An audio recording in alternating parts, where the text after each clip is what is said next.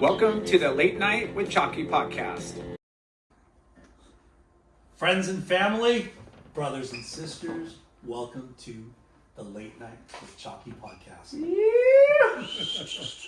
Our guest this week grew up in South Bay, was part of an all-star local crew, including Chris Frohoff, Ted Robinson, and Kelly Gibson. Dude, dynamic right there. There was pretty... Superstars Yeah, of the that's what South I Bay. meant. He spent his early years as a pro surfer traveling the world on the ASP tour. Now it's WSL.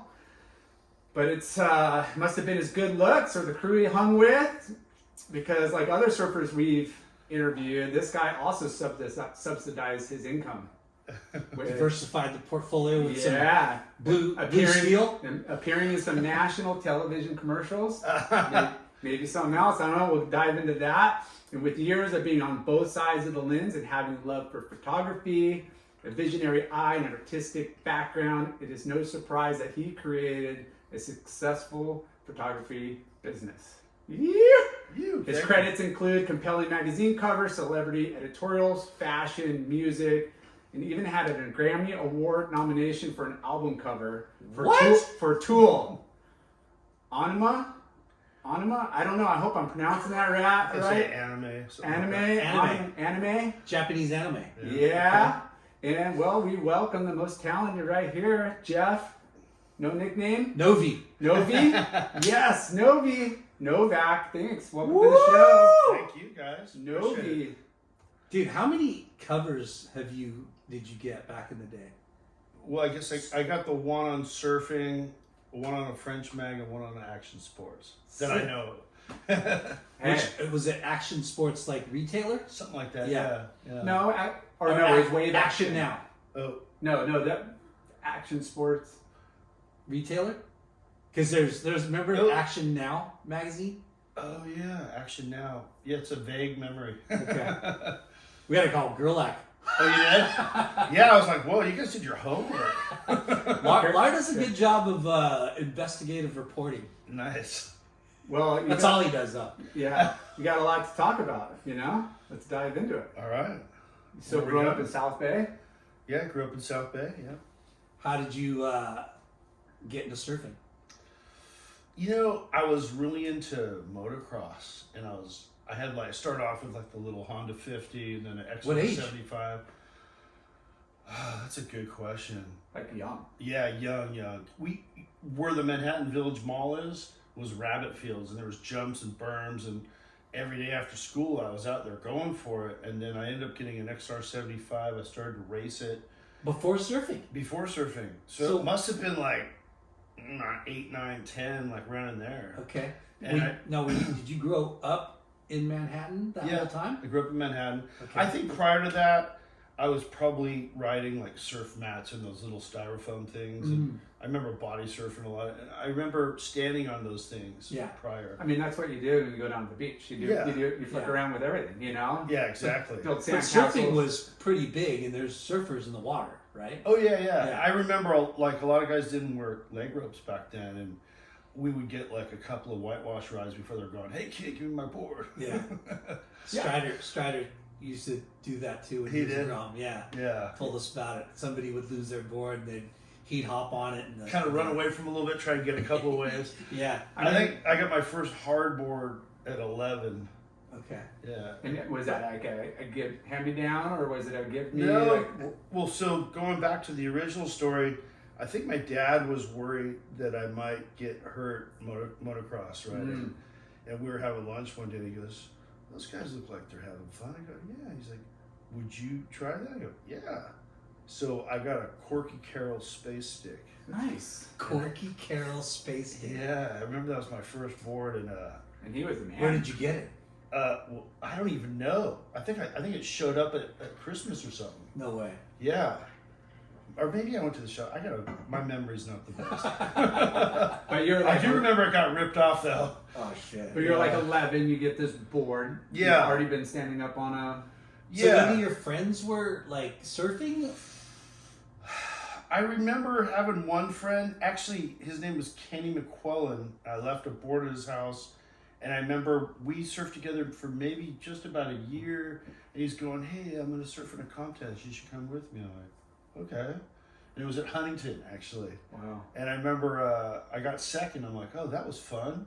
And just kind of started getting into it. But it was like maybe after, I think I was still like 11 or 12. WSA or something, or who Probably knows? something Or, like that. I mean, there was a lot of contests. Isn't it a trip though? Like for you living by the beach, right? Yeah. You live close to the beach, Yeah.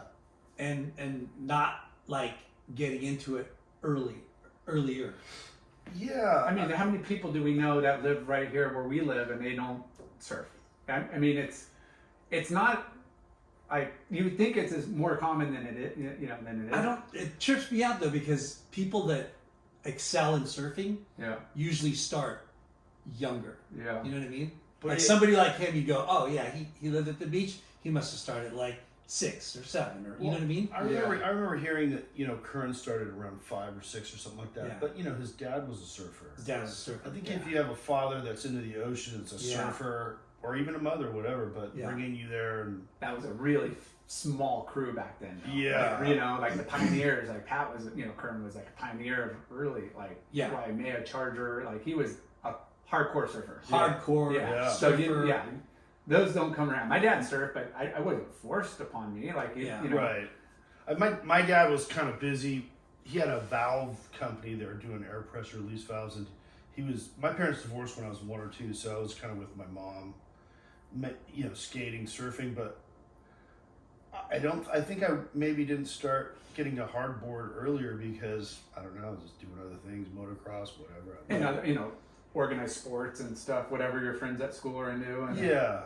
I remember one of my neighbors, I went out surfing with him once, and he's just like, "Oh yeah, you do this, and I'm like, "Oh, okay." And then after that, I was just on my own. Yeah. It wasn't like now where you're going to surf school, you're going to a lifeguard class. Yeah. It wasn't really like that. Yeah, there was definitely less surfers back then, but That in was the beach community, it seemed like there would be more, you know what I mean? More Yeah. surfers, and your friends would be into, because moto, that's like so different from really different. Yeah. And But the kids too, like it's super intimidating, like the ocean, and if you don't have somebody pushing you or somebody like my 8-year-old dude, like he likes the beach, he likes going down there, but he doesn't want to surf and he won't go past like waist deep. Oh, really? Like he's just like not there yet. Yeah. So I'm like, whatever, I remember it was probably when I was like maybe 11 or 12, surfing with some friends. We had a sandbar. We were surfing in the afternoon, and there's those heavy rips.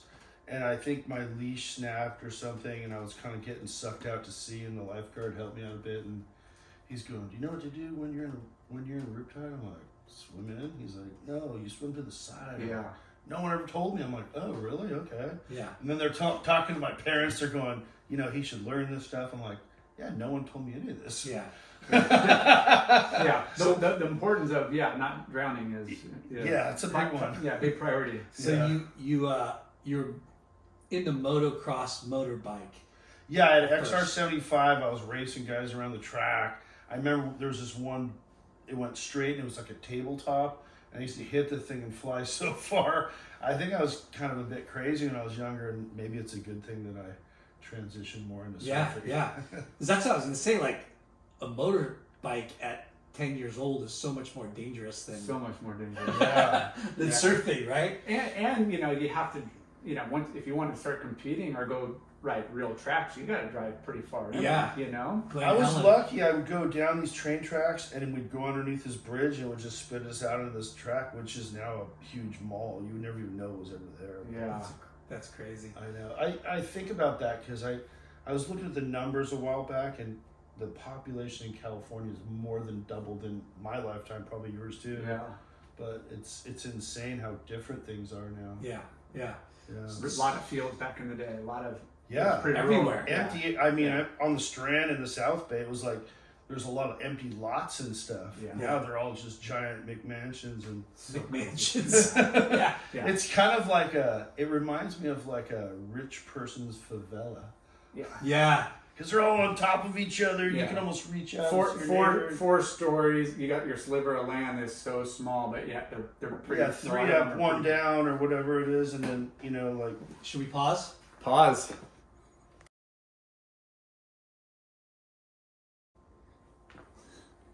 Yeah, oops.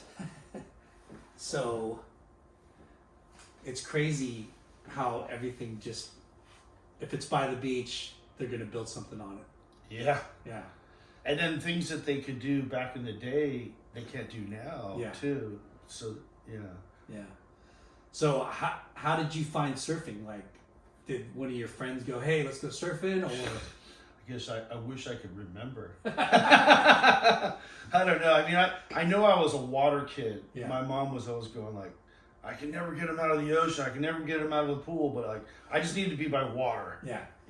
And it was your dad that said, "Hey, instead of moto, let's get you on a surfboard." Yeah. And you got the Corky Carroll space sticks. Yeah, got that. Surfed that for a while, and I think. And was it a single fin? Yeah, I think they were all single fins back then. Did you have airbrush? Yeah, it had color and stuff. Yeah. I remember it was a pretty cool. It was a diamond tail. Yeah. Single fin. Now, did you know who Corky Carroll was, or? I knew he was kind of something in surfing, but I didn't know that much about him really. Yeah, if it has his name on it, it's like like if not a board brand, it's actually a surfer. Yeah. But that. Yeah. Were you into like the whole culture yet, or like getting in the magazines and? Well, at that age, when I first started, I don't think I really thought about it that much. I just liked having fun riding waves. And then when I went with my friend and surfed in that contest in Huntington, I think I got the bug pretty quick. Really? Yeah. How'd your friend do? Do you remember? I think I did better than him, and he felt a little weird about that. He was like, "Why did I bring him?" You're not coming anymore, Novi. Yeah, you got to make your own way down there. Yeah. Yeah, trophy in a goodie bag and beating your buddy, you're in. Yeah. How are the waves in Huntington for that? Do you remember? I have no recollection. But you made the final. Yeah, I got second. Yeah. Sick. Yeah. Sick. Was it a WSA or like? I'm guessing it was either WSA or back then ASA was kind of like, I remember surfing a lot of ASAs. Okay. Yeah. So you got the bug. Yeah. Did you ride the space sticks in that? That's a good question too. That I can't recall. I remember I had that for a while. It got Stolen, right? It got stolen at the pier. These guys were watching it, and we went to get a piece of pizza, and I came back and it was gone. And they're going, I don't know, I didn't see anything. That sucks. My gosh, that's devastating. Yeah. And then I got some big like honeycomb thing, like a used board that I was riding for a while after that. I don't even remember what it was. I remember it was like sort of hollow with honeycomb or something. What a trip. Yeah. Also a single fin? Yeah. Yeah. Yeah. After that, I don't remember what I rode during that little period, but I do remember I was getting a lot of ET surfboards shaped by Gumby back then. What? Yeah.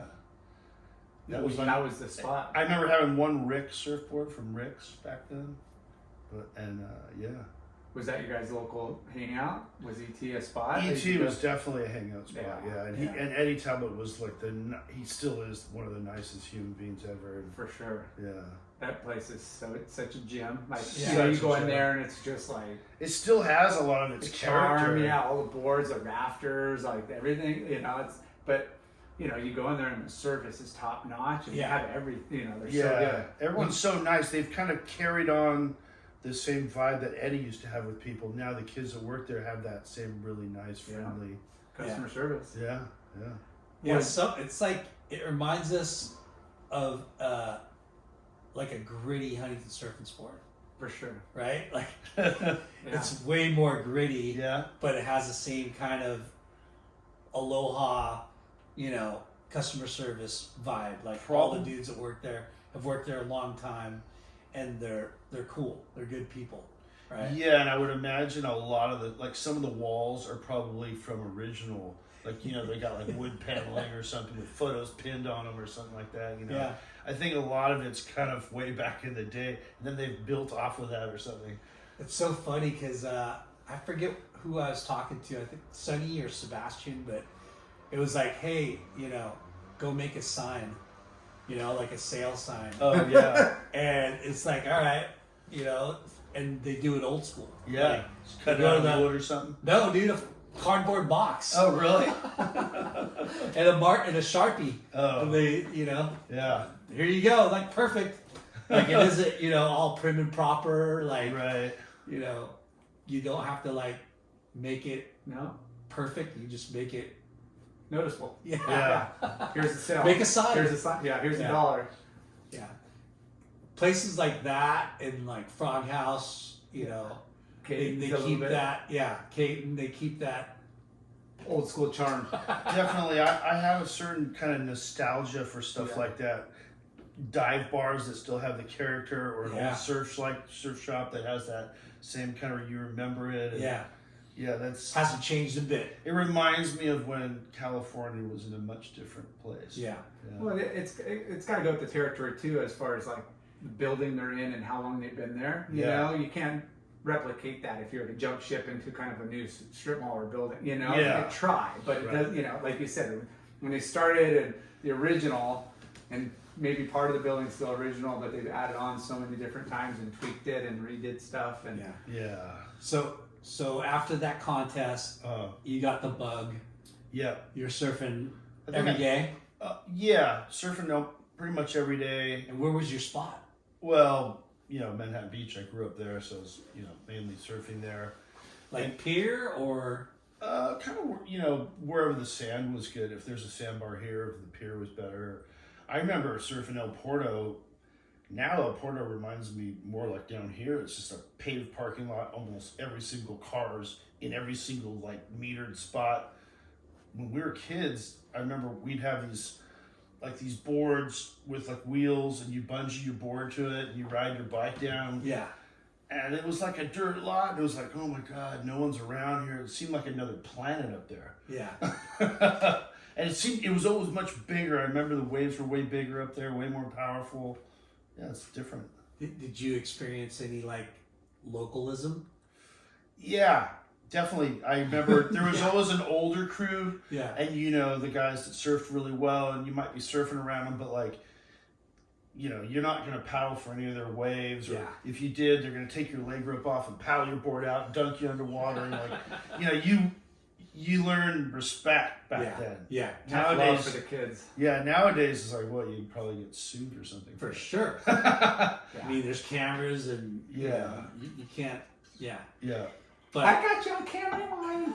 yeah. Oh my gosh! Can you imagine that getting busted from Cam Rewind or something? how cool was it though when you? I just the picture. Who was that built their own like board rack? Was that Bill Hurley? I don't know. Somebody like told us about how they would do that too. Oh, It's like what make their own oh, yeah. surfboard rack. Yeah. I Yeah. remember, it was like a couple pieces of wood. You throw a little carpet on there, a few bungee cords, and like those wheels in the back. Yeah. And now you can go anywhere. You're mobile. Yeah. Now you got an electric bike and a rack and everything. So, do you remember like the older dudes, like some of the legends or Yeah. local heroes that were like, "Fuck, that's so and so." Yeah, definitely. I remember a lot of the older guys. Like Because it was Mike Benavides and Benavides and Chris Barella. Barella. Mike Purpose was a big South Bay, Definitely. surf hero. Yeah, he was like a superstar. Yeah.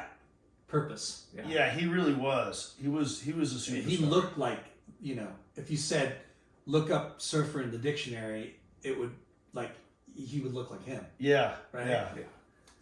He was tough. Long blonde bushy hair with the fucking Yeah, mustache. with that mustache, and he'd always have that kind of funky hat with Yeah. like the beads and stuff. yeah. Yeah, he was cool. And I remember he did quite well at pipe for a regular footer back in those days. Okay. Yeah, Charger. yeah. Same with Benavides and Barella; those guys charged. There's always photos of them standing in tubes and stuff. Yeah. So who was your first sponsor? Was it ET or was it? Kind of maybe probably like. Probably ET was giving me like deals, a little local grommet deals or something Yeah. like that.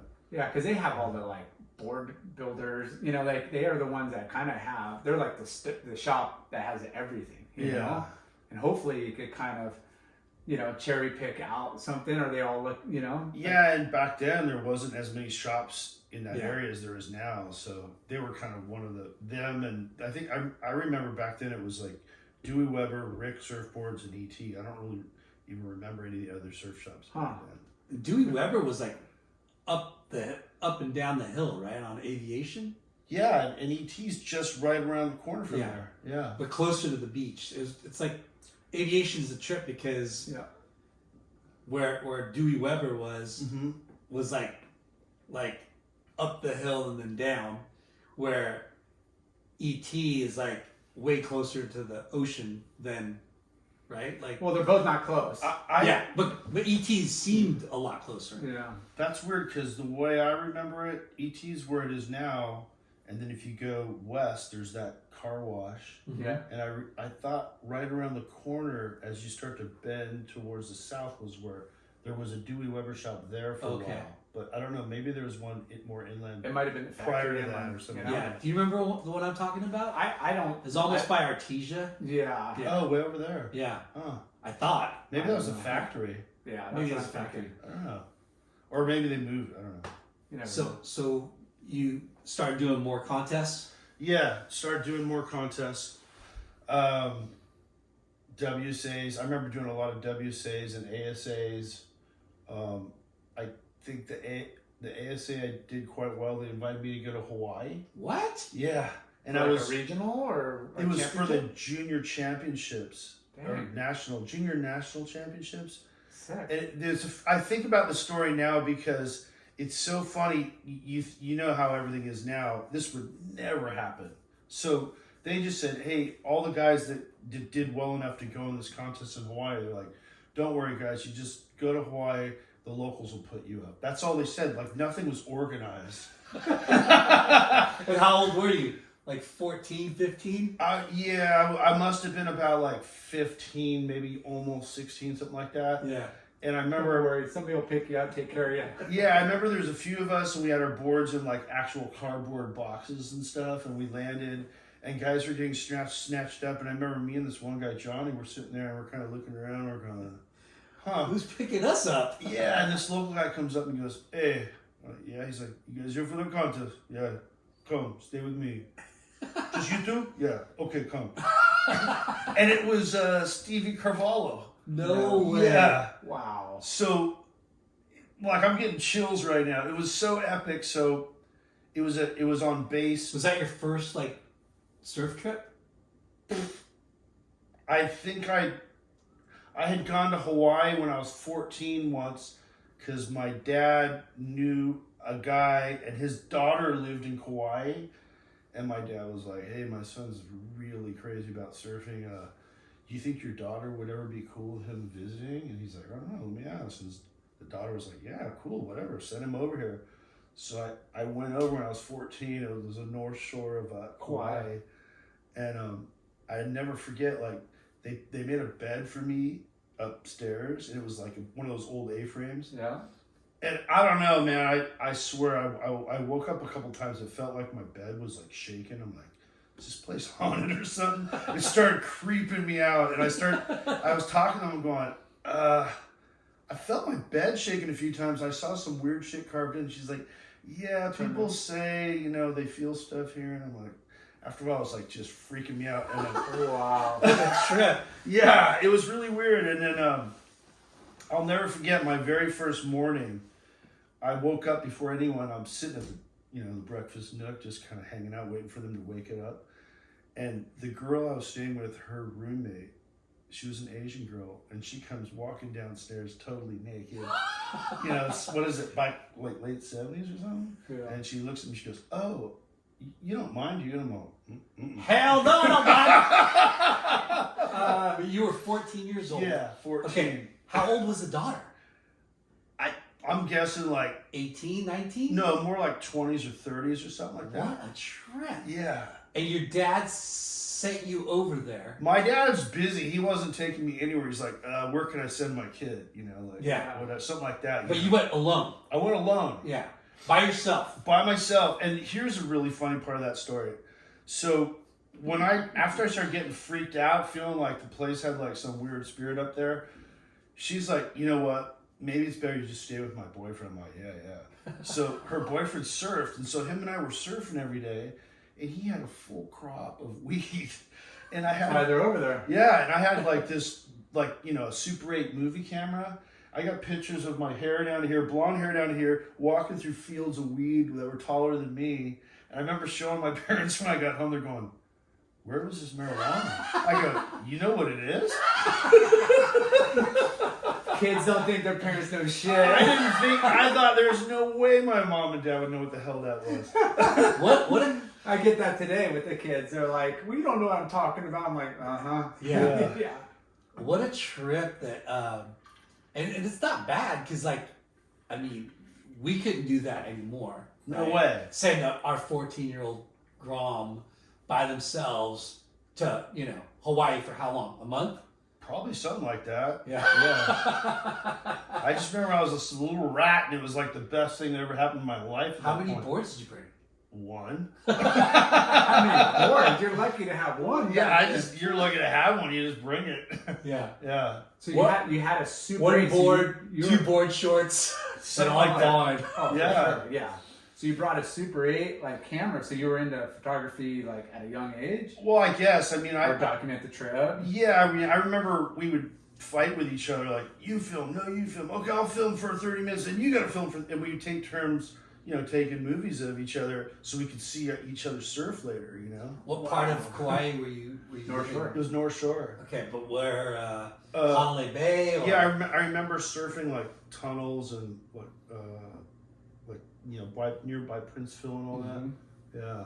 And to this day, I remember the guy that I stayed with, the girl's boyfriend, he was taking me to some break. I don't even remember the name, but it had an inside thing where it would reform, and it was this perfect little right-hander. A lot of times it'd just be him and I surfing. I think he was just stoked to have a surfing buddy. Yeah. But I think about it now, the guy was older and he's just carting around a little 14-year-old rat. Yeah. He was pretty cool to do that. Yeah.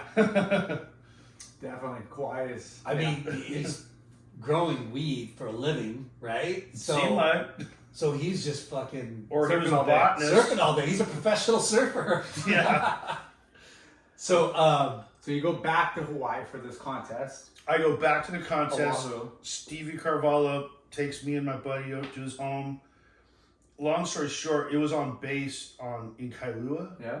And so Stevie Carvalho won the men's and I won the juniors. sick. Yeah, and so, it was kind of a big deal or whatever, for me anyway. And Damn right. What was ASA, American Surfing Association? Yeah. Okay. and so after that, And it was a big contest, like a big deal. yeah, it was like the national championships or whatever. So were you starting to meet other pros, or not pros, other amateurs, rising stars? Oh, or? yeah. I mean, I couldn't really tell you the names. My memory's not that great. Never has been. But I do remember making a really good connection with Stevie, and I went back and stayed with his family for 5 years. Wow. And I became close with his older brother, Timmy Carvalho. Do you guys remember Timmy? Yeah. Yeah.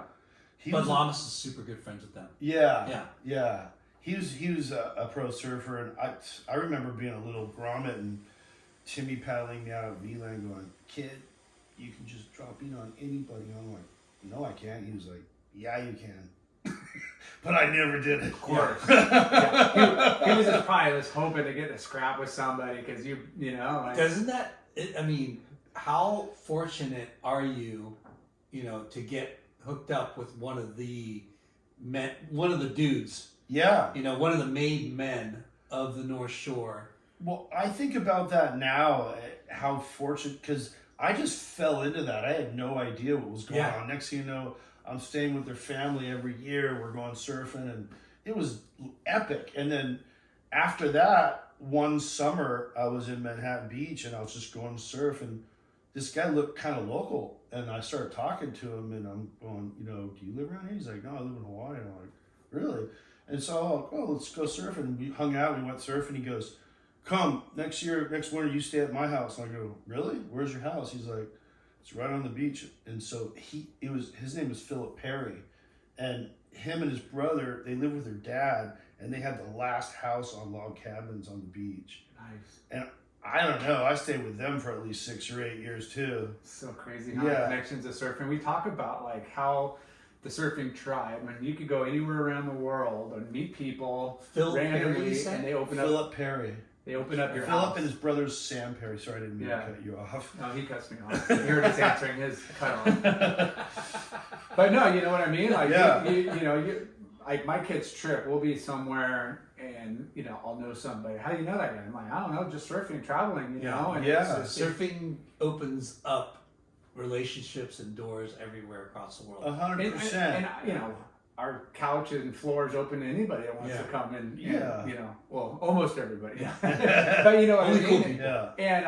And it's always been like that. And I think, it's good to be able to, go stay under somebody's roof and have the etiquette and be cool and be welcome back, like for sure. Like know your place and do dishes and clean up and not be a nuisance and don't complain and eat everything that's on your table. And I was just going to say that. I remember, at one point, fast forward later on, I remember Brad and I would get invited to stay in people's homes and stuff. And we were always like, let's do the dishes. Let's fix this up.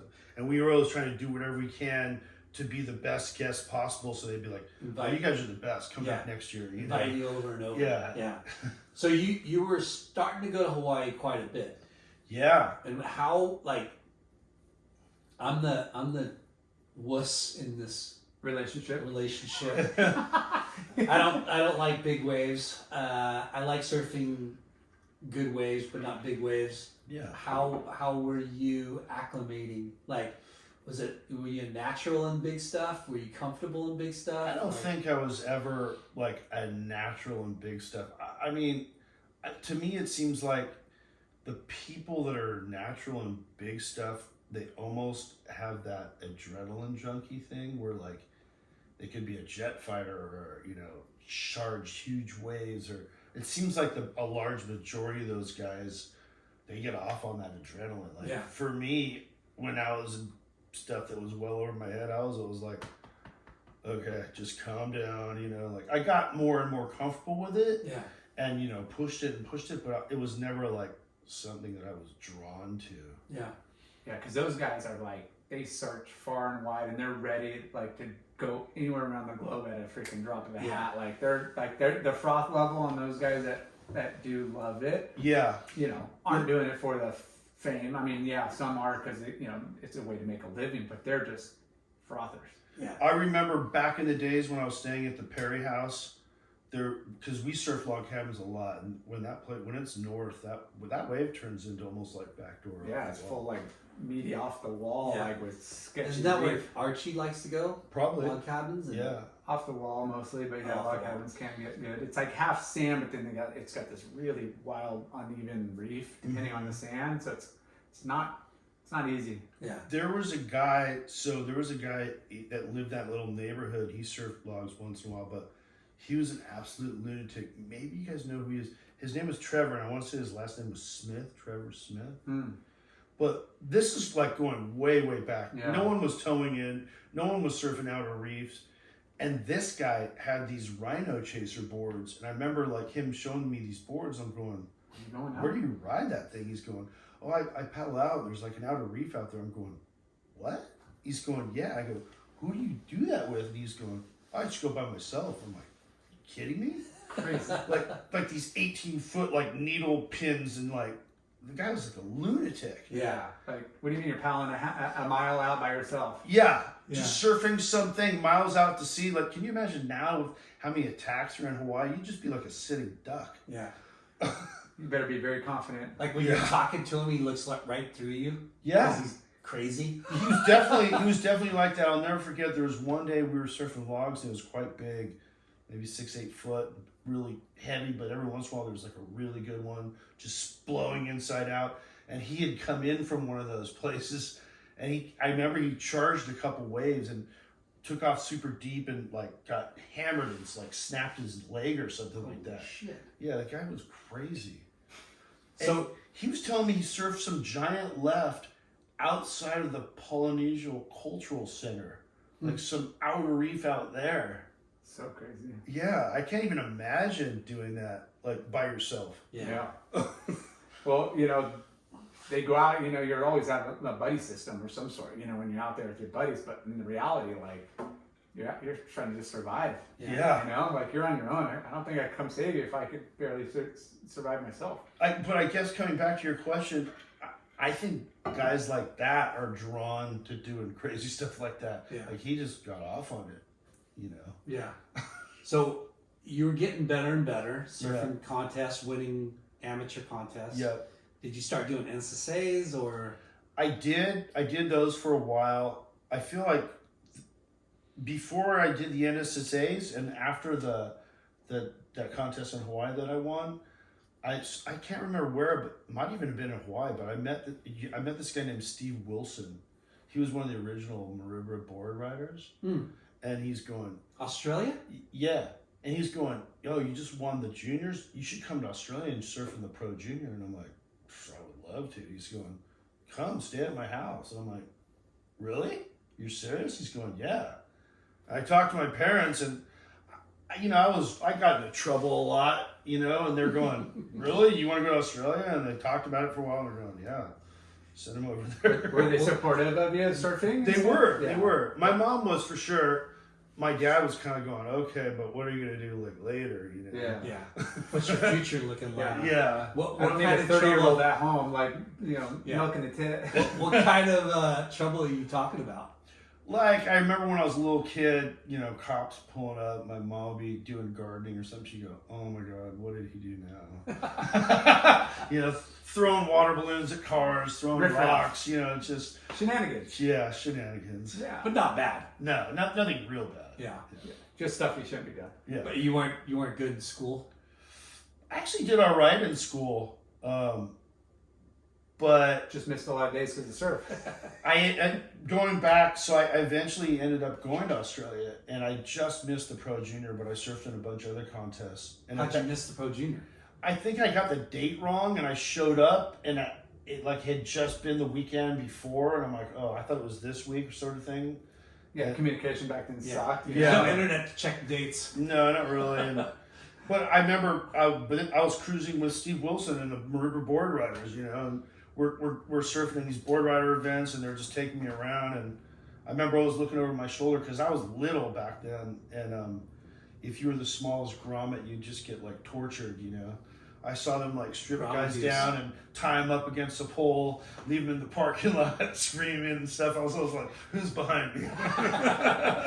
Aussies were gnarly back then. They were gnarly. I mean, I think they were worse back then than they are now, for sure. Everywhere yeah, it was. everything Everyone was- was on Main Street here. We got Because you guys are, Yeah. because everything was Americans way were more seppos, raw. right? Yeah, we were, oh, fucking septic. Seppas.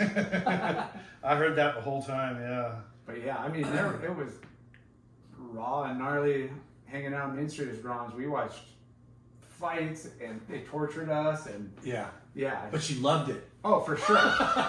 Like we'd wax kids' boards with bars of soap, you know, Oh, like yeah. it's, you know, strip it down and because you could get a nice bead with soap and That's classic. or berry boards at the beach and the sand. Like, you know, when you know I'm gonna go grab some food, keep an eye, and we just dig 2 feet down and bury the whole board. Oh, Come yeah. backwards out. Like, I don't know, it's somewhere around here. Yeah, I remember Like doing this. stuff like that.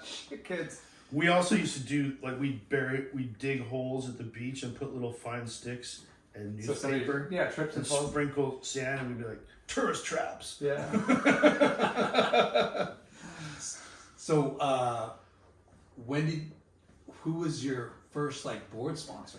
Well, yeah, so when I went to Australia at that time, I was already sponsored by McCoy surfboards, Nice. Rick Pearl wetsuits, and Quicksilver clothes. How did you get all these?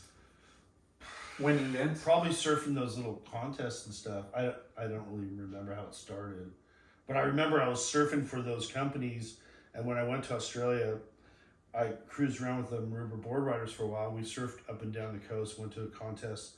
I remember one time there was some event in Queensland, and there were several carloads of us, and we all went up to Queensland, and these guys dined and dashed 3 meals a day.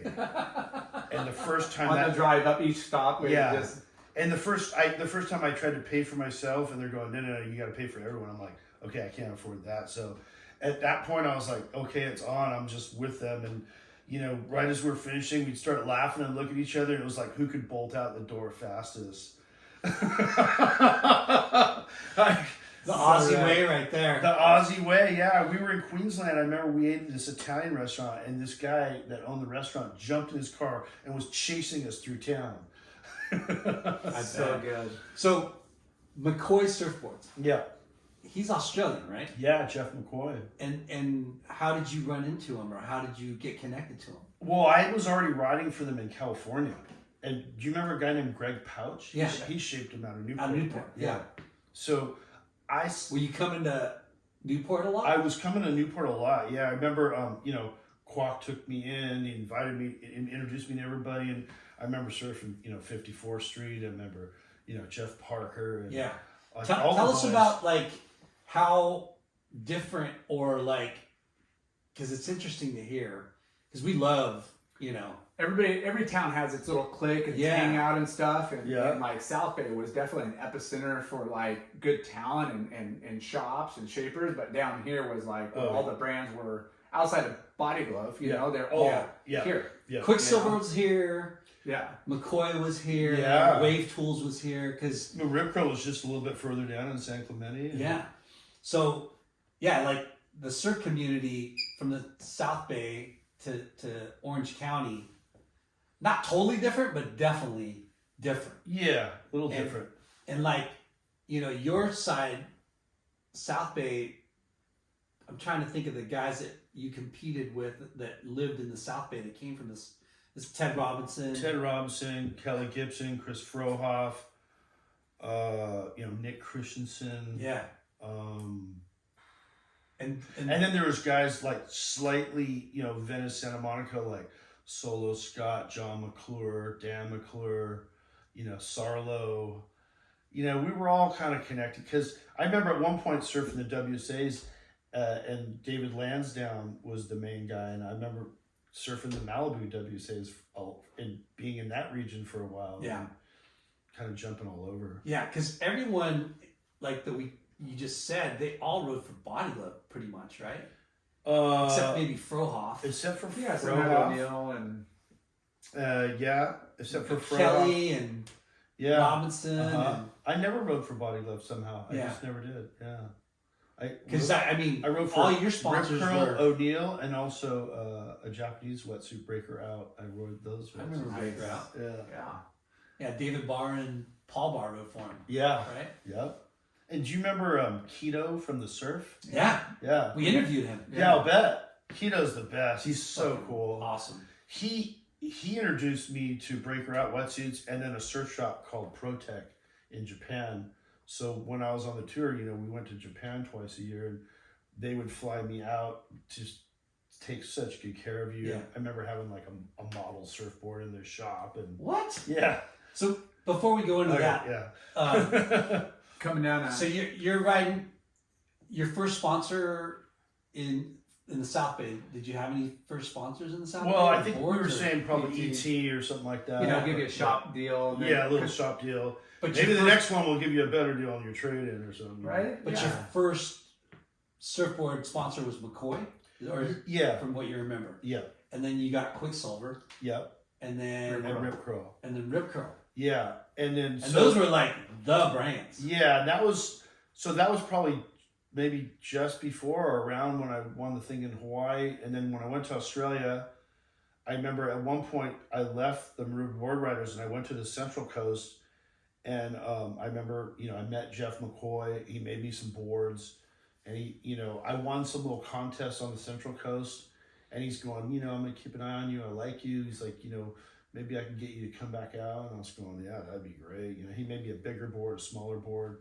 And there was like a team of like McCoy surfers in the Central Coast because that's where he made the board. So I remember kind of like, you know, they were all kind of like my comrades for a while I was there. And I was the one, you know, American kind of so out of place there, but they embraced me and they took me around all the best surf spots. And I ended up having a blast. Yeah. I stayed there for 6 months and I only left because my visa was running out And when I got home, I had to have a meeting with my mother and the principal, and the guy's going, "Oh, you should have brought the work with you." And I said, "I had no idea it was going to go that long." And Yeah.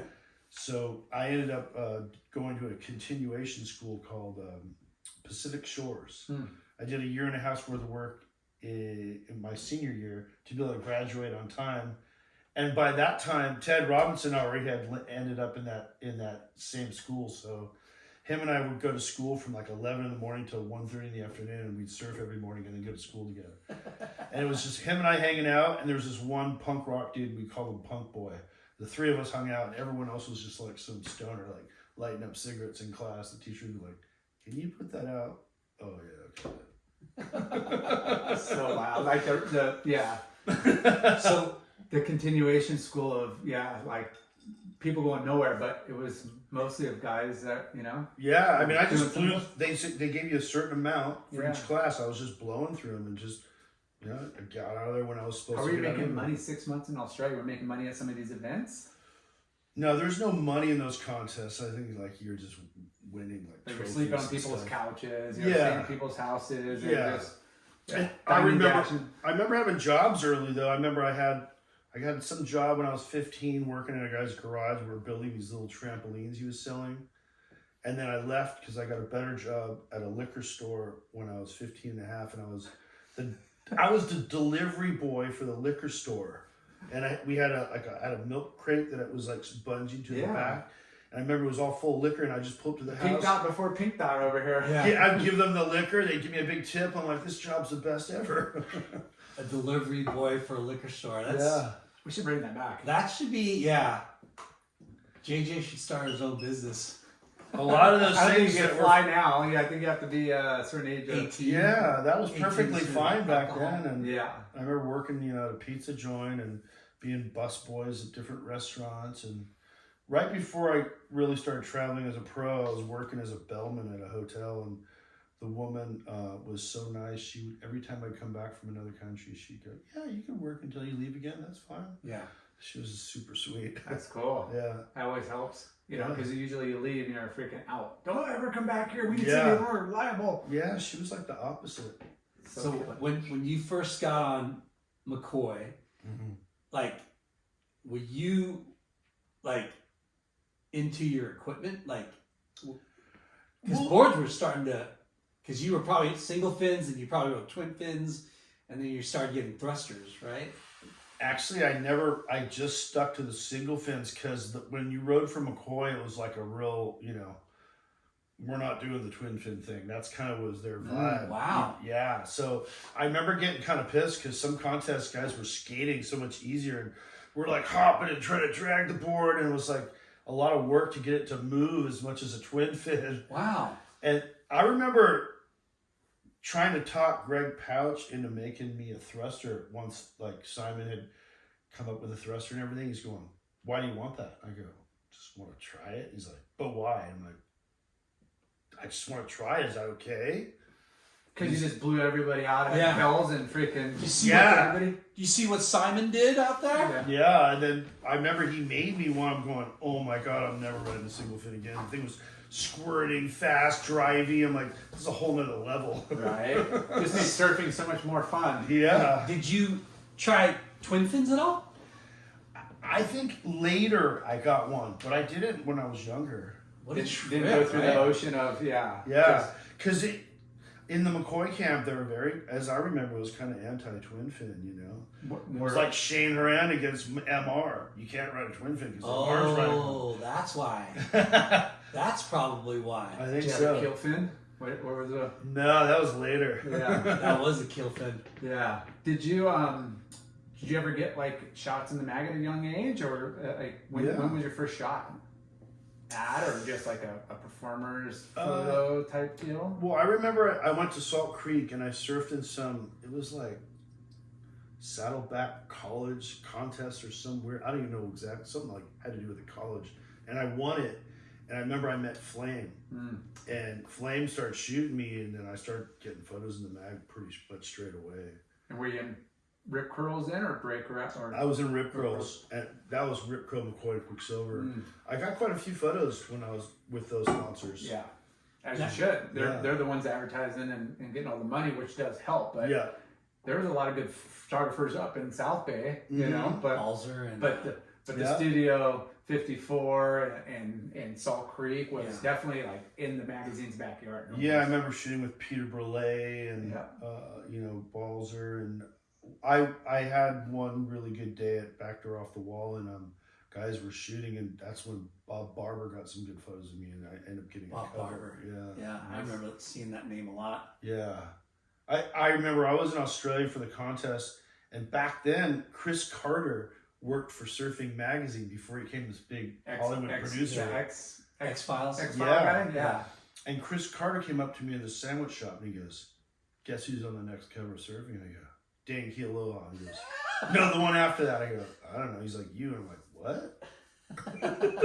You're in Hawaii and he told you this? I was in Australia. Australia. At what age? Pretty Ah, young, 18. I think I was like, maybe like 19. That's so rad. I was like, "Oh my god, really?" That's So going back to Quack. yeah. Right? Okay.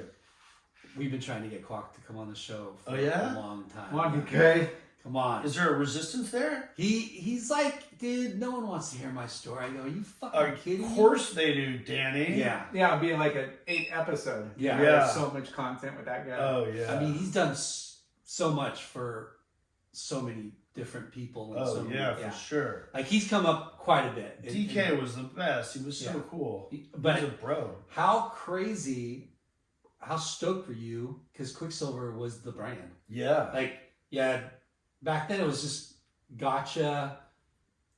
I think in the beginning there wasn't even a gotcha back then. Oh, Like, really? Yeah, that was even before gotcha when I first got on Quicksilver. Now, when you got on Quicksilver, Uh, how stoked were you? Because oh, so stoked, you know? yeah, Yeah. because did you go to Costa Mesa and Yeah. Do Danny you would walk walk through? me through the warehouse. What do you want, kid? Just pull. Yeah, whatever. Okay, really? You know, you got your little bag or your box. yeah, Yeah. and then you got the sticker and you got to put the Oh, sticker yeah. on the board. Yeah, on every board. So before you put your wax, you got your stickers out. Yeah. Yeah, it was so exciting back then. And Quicksilver was like the brand. Yeah. I mean, you wouldn't if I was back then. I don't know what other brand you would want to ride for. Yeah, unless maybe if you were in Australia, you'd be on Billabong or something. But Yeah. were they even around back then? Yeah. I think so, Yeah. but not like Quicksilver. Yeah. Quicksilver was the shit. Oh, it was the shit. Yeah. Like, you remember like the old classic stuff of Larry Blair and like Bruce Raymond and, you know, Hackman. You're like, oh my God, this stuff's so cool. They were so core. Yeah. But they had, they had the buzz and they had the killer like flair and they Yeah. had everybody. Because you're a little younger than Quack then, right?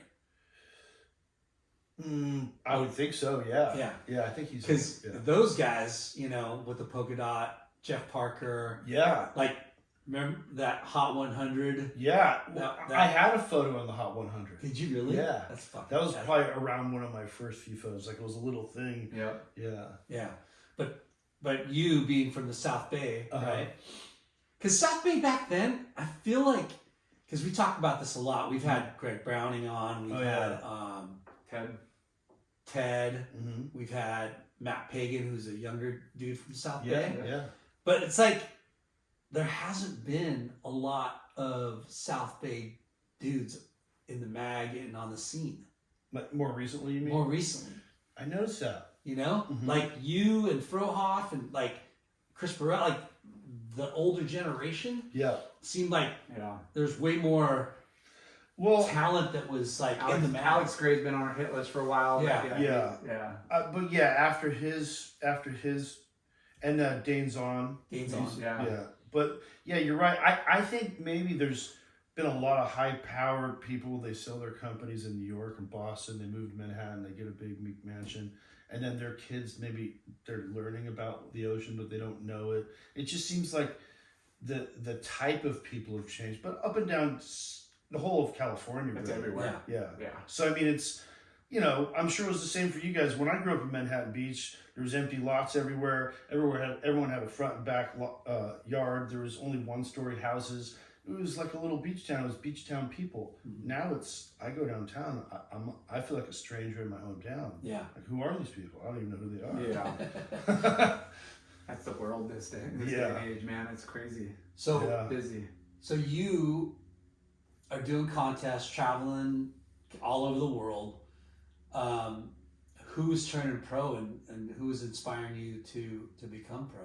Well, I mean, I remember, you know, the big news was like Martin Potter was 16 and blowing out pros, and everyone's going, "Whoa, you could do that?" Right? Yeah, he's doing stuff like, oh my God, you know, like in retrospect, I'd say for sure someone should have put Frohoff on the tour when he was 16. Because He was like a man already back then, huh? he was like a man child. He was like straight up and going backside and like going all the way around and doing stuff that like no one was doing. And like, you know, I think he got on, but years later. But someone should have put him on straight away. Yeah, it's kind of one of those things where it's like it was not, you know, there wasn't the Bud tour yet, right? Early, it was like pre-Bud tour. Yeah. There was a few ASP sanctioned events here and there, but there wasn't really. Yeah, when Like you were a coming start- up, it was still, there wasn't a lot of local regional pro contests. No, not a lot. And I remember going into some of the Bud ones, but they were always, it almost seemed like it was, I heard some of your podcasts, even a lot of the other guys were going, that's weird, I wouldn't do good in the Bud, but then I would do good on the international. It's kind of like a different scale of judging, and a lot of times they're in small, crappy waves. Yeah. It was just a little different. Yeah. Yeah, we miss it just for the industry and the sport and the local, you know, businesses and you know, the draw. Like having that domestic tour was pretty rad, you know. And everything is so different now because, I mean, I think of that. I think of like not too long ago, guys were making really good money, and I hear it since the pandemic. A lot of the pros are getting way less money. yeah, But the cost of living is more. everything. Everything is costing more, and these guys are getting paid less. It just seems like someone needs to be creative and find a way to bring more money to the sport. Yeah, like that Jack's Pro, great event this last week, and it's one of the few that's in California, you know, and it was Got upgraded to 3-star, which, you know, decent money and good points. Mm-hmm. But, you know, they've gotten really lucky the last few years with waves, and then this year was just like small, you know, but still worth. contestable. Yeah. And Yeah. guys were, I mean, everybody's ripping, but Yeah. my Congrats, point was, John like, Mel. I was, you know, we were, congrats, Mel. We were on the like beach working our, you know, tents because it's a great, you know, venue for all the industry to celebrate. But all the kids coming up like before heats, walking up and down, like 2/3 of them no logos on the boards. Wow. Yeah. Yeah, it's so different It's now. crazy. Like there's just to get like support locally, you Yeah. know, like usually it would be like, hey, I'm partnering up with a surf shop and, you know, getting on some sort of like program. Yeah. And then there's the kids that are aspiring, you know, pros that are going to be like, hey, this guy's got a shot, you know. Many like, levels to go to. there was levels. Yeah. Now it's like there's one level, and it's like you're a marquee athlete or you're just maybe an aspiring, like, you know, local. Really? Is it like that? So It's really wow.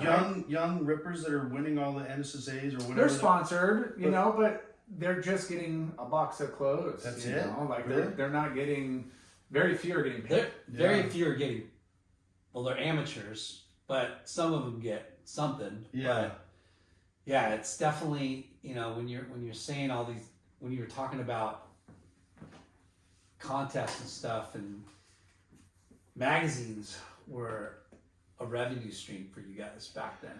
Yeah, I mean, that's another thing that's gone away. Yeah. Magazines. It was such a big deal to see the new mag and who was in it. And oh my God, look at this. And now it's just, you know, you're flicking through an Instagram or something. Yeah. But the script's kind of flipped where the big companies advertise and they're kind of putting in the kids, you know, the athletes, girls, women, whatever, like they want to promote, and that's like the newer, you know, new kid on the block, like, oh, we're going to put you in a couple ads a year and we're going to really showcase you, get your name out there and, you know, kind of help build you up. Now it's like the complete opposite. You go talk to any marketing team manager at any brand, it's like, okay, so how are How you many gonna followers you have? how are you gonna drive business? How are you gonna sell product? You know, like Right. you know, it's like the complete opposite. Most of these kids are, you know, families are like, well, you know, it's a whole new business, Yeah. you Yeah. know, than it was when we were kids. Like, Do you think that's a byproduct of how many more people are around right now, or? I think it's good and bad. It's just different. And I think, you know,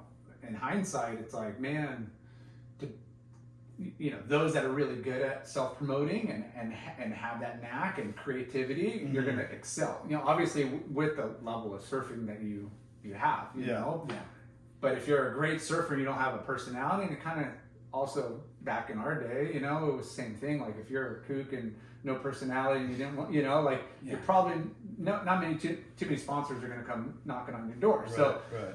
but I think right now, man, these kids that have that creative, you know, aspect, you know, and can create something different, you know, I think they'll have a way better chance of making money. Yeah. You know, but you know, Quicksilver, you know, if you had a Quicksilver logo, you could guarantee you're gonna like get support at the amateur contests. Right. You're gonna get like, you know, not unlimited, but a lot of clothes. Mhm. They're gonna help you set you up with other kids. Like, hey, you're going to East Coast. Well, here's our team riders there. Or you're going to Hawaii. Here's our team riders. Right. And really help Plug you network. into the family. Now Yeah. it's like everybody's out for themselves.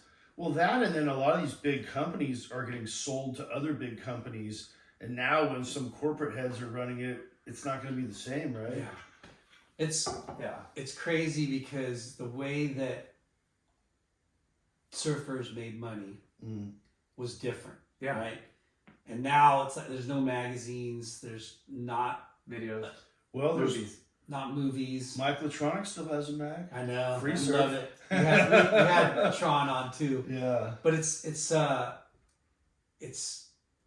something that's gone now, and you know, there's dudes making vlogs, but that's only a handful of people that are doing that. Yeah. Because not every kid can do that. Everyone seems like they have to be their own producer, director, like do this, do that. Which is cool, and it's great for those again that have that knack and can really understand that. But it's more entertainment than it is surfing. Yeah, it's kind of turning everyone into like, you have to be kind of narcissistic. Yeah, for sure. Yeah. Well, what have you produced lately? Like, do a blog, do this, do that. Like, really? Like, yeah. It's a different occupation. It really is. You know, and now it's like, you know, like when you guys were trying to video each other's friend, you know, like as friends, like, hey, I want to go video, and you know, I think we all kind of did that as it became more available with like the, you know, the video recorders, the home video recorders. But did you video a lot with Quito? A little bit. I remember he was very busy with the surf and Tom Curran. Yeah. But I remember doing some stuff with Quito and Curran, and like in Japan especially. He was always really cool. Yeah. Yeah. Like I want to go through his files, go through his videos. 'Cause I'm sure he's got so much He would content. have to. As long as he's still holding on to that stuff, he would have to have great stuff. Yeah, he was telling us he's got like all the OPs that, you know, back in the day. Some of the Marui contests, Hawaii. He used to go to Hawaii a lot. Like back then, you know, we went to Japan twice a year, and I remember like one of the times we would go out to that Nejima Island. And I'll never forget, there was one time, there was a man-on-man heat. It was with MR and Barton. And, you know, it was like, I don't know, maybe like waist to shoulder high. And all these guys are screaming up the beach. I'm going, no real big wave. Like, what are they going off about? And there's just this massive shark moving through the water. And it was just this black mass. But you could see it because of this aqua blue water. And I remember like all the guys, oh, surfers, you must get out. There's a shark. And they're like MR and Barton are going, what? And then like, I remember the thing at one point was, I think it was either MR or Barton, one of those guys was belly boarding a whitewash. And the thing was like coming at him, and he went right over the top of it. I thought something was going to happen. No way. Yeah, it was so heavy. And then they got out of the water, and it started making its way up. And you could just see this black mass. It was huge, just kind of making its way up the beach. And then after a while, they just put the contest back on. Okay, we're back on. Yeah. Surfers, back in the water. Yeah. So crazy. Yeah, that was a cool little island, but man, Yeah. sketchy, like earthquake and just, I mean, sirens are going off like every day on that thing. Really? Yeah, it was a trippy island. Yeah, there's like a little fish village, you know. But Is that where you won the contest, Laura? the one contest? The one contest? That's cool. Yeah, no, it was cool. I got some cool like an island trophy, you know, like something from the tribe and stuff there, or whatever you want to call it, the island chief, and yeah, it was really cool. It's awesome. Yeah, but that place, there were like no cars. It was so small, you just had bikes. Yeah. Remember that? Like, Yeah. or maybe they had the little golf cart, like. I remember there was like a lot of Fancy. kind of industry, like factories or something. Yeah, out there. I don't know. what they were making, but Yeah, I don't know either. So when did you turn pro? And how did you turn pro? I turned pro in the beginning of the 80s. I'm going to say like probably 82, 83, something like that. And And who were your sponsors then? can't remember. At one point I left McCoy and I went to Channel Islands, but I think I was maybe on Channel Islands by the time I got on the tour. And you rode for the surf too? No, I never rode for the surf. He introduced me to another guy that had a surf shop in Tokyo, and it was called ProTech. Oh yeah. So yeah. And they got you a breaker out. Yeah, then they got me on Breaker Out. That was later on, though. I think when I first got on the tour, maybe that was somewhere in the beginning. But was it like a sponsor contract, or you just wanted to accept money at like a pro event? Like, how did you? Well, I remember meeting the guys at Quicksilver, and they're going, "Hey, we just want you to go do photo trips." And I was going, "Okay." And they're going, "You know, we'll back you on that." And then I ended up. I talked to a couple of companies, and I got sponsored by Stubbies back then, and they gave me a small salary and paid for all my airfares. And I really wanted to do the tour, so I just did it that way. Yeah. I mean, you left Quicksilver. I did, yeah. But Tough Stubby was decision. I was a little bigger fish in a smaller pond. With Stubbies. Yeah. Yeah. Yeah, but Stubbies was blowing up too. You know, they had pro events. They had and events. They had a vibe going. They had them Breezy, and they had me, and you know they were throwing us around on these little promo tours and stuff like that. Yeah. Yeah.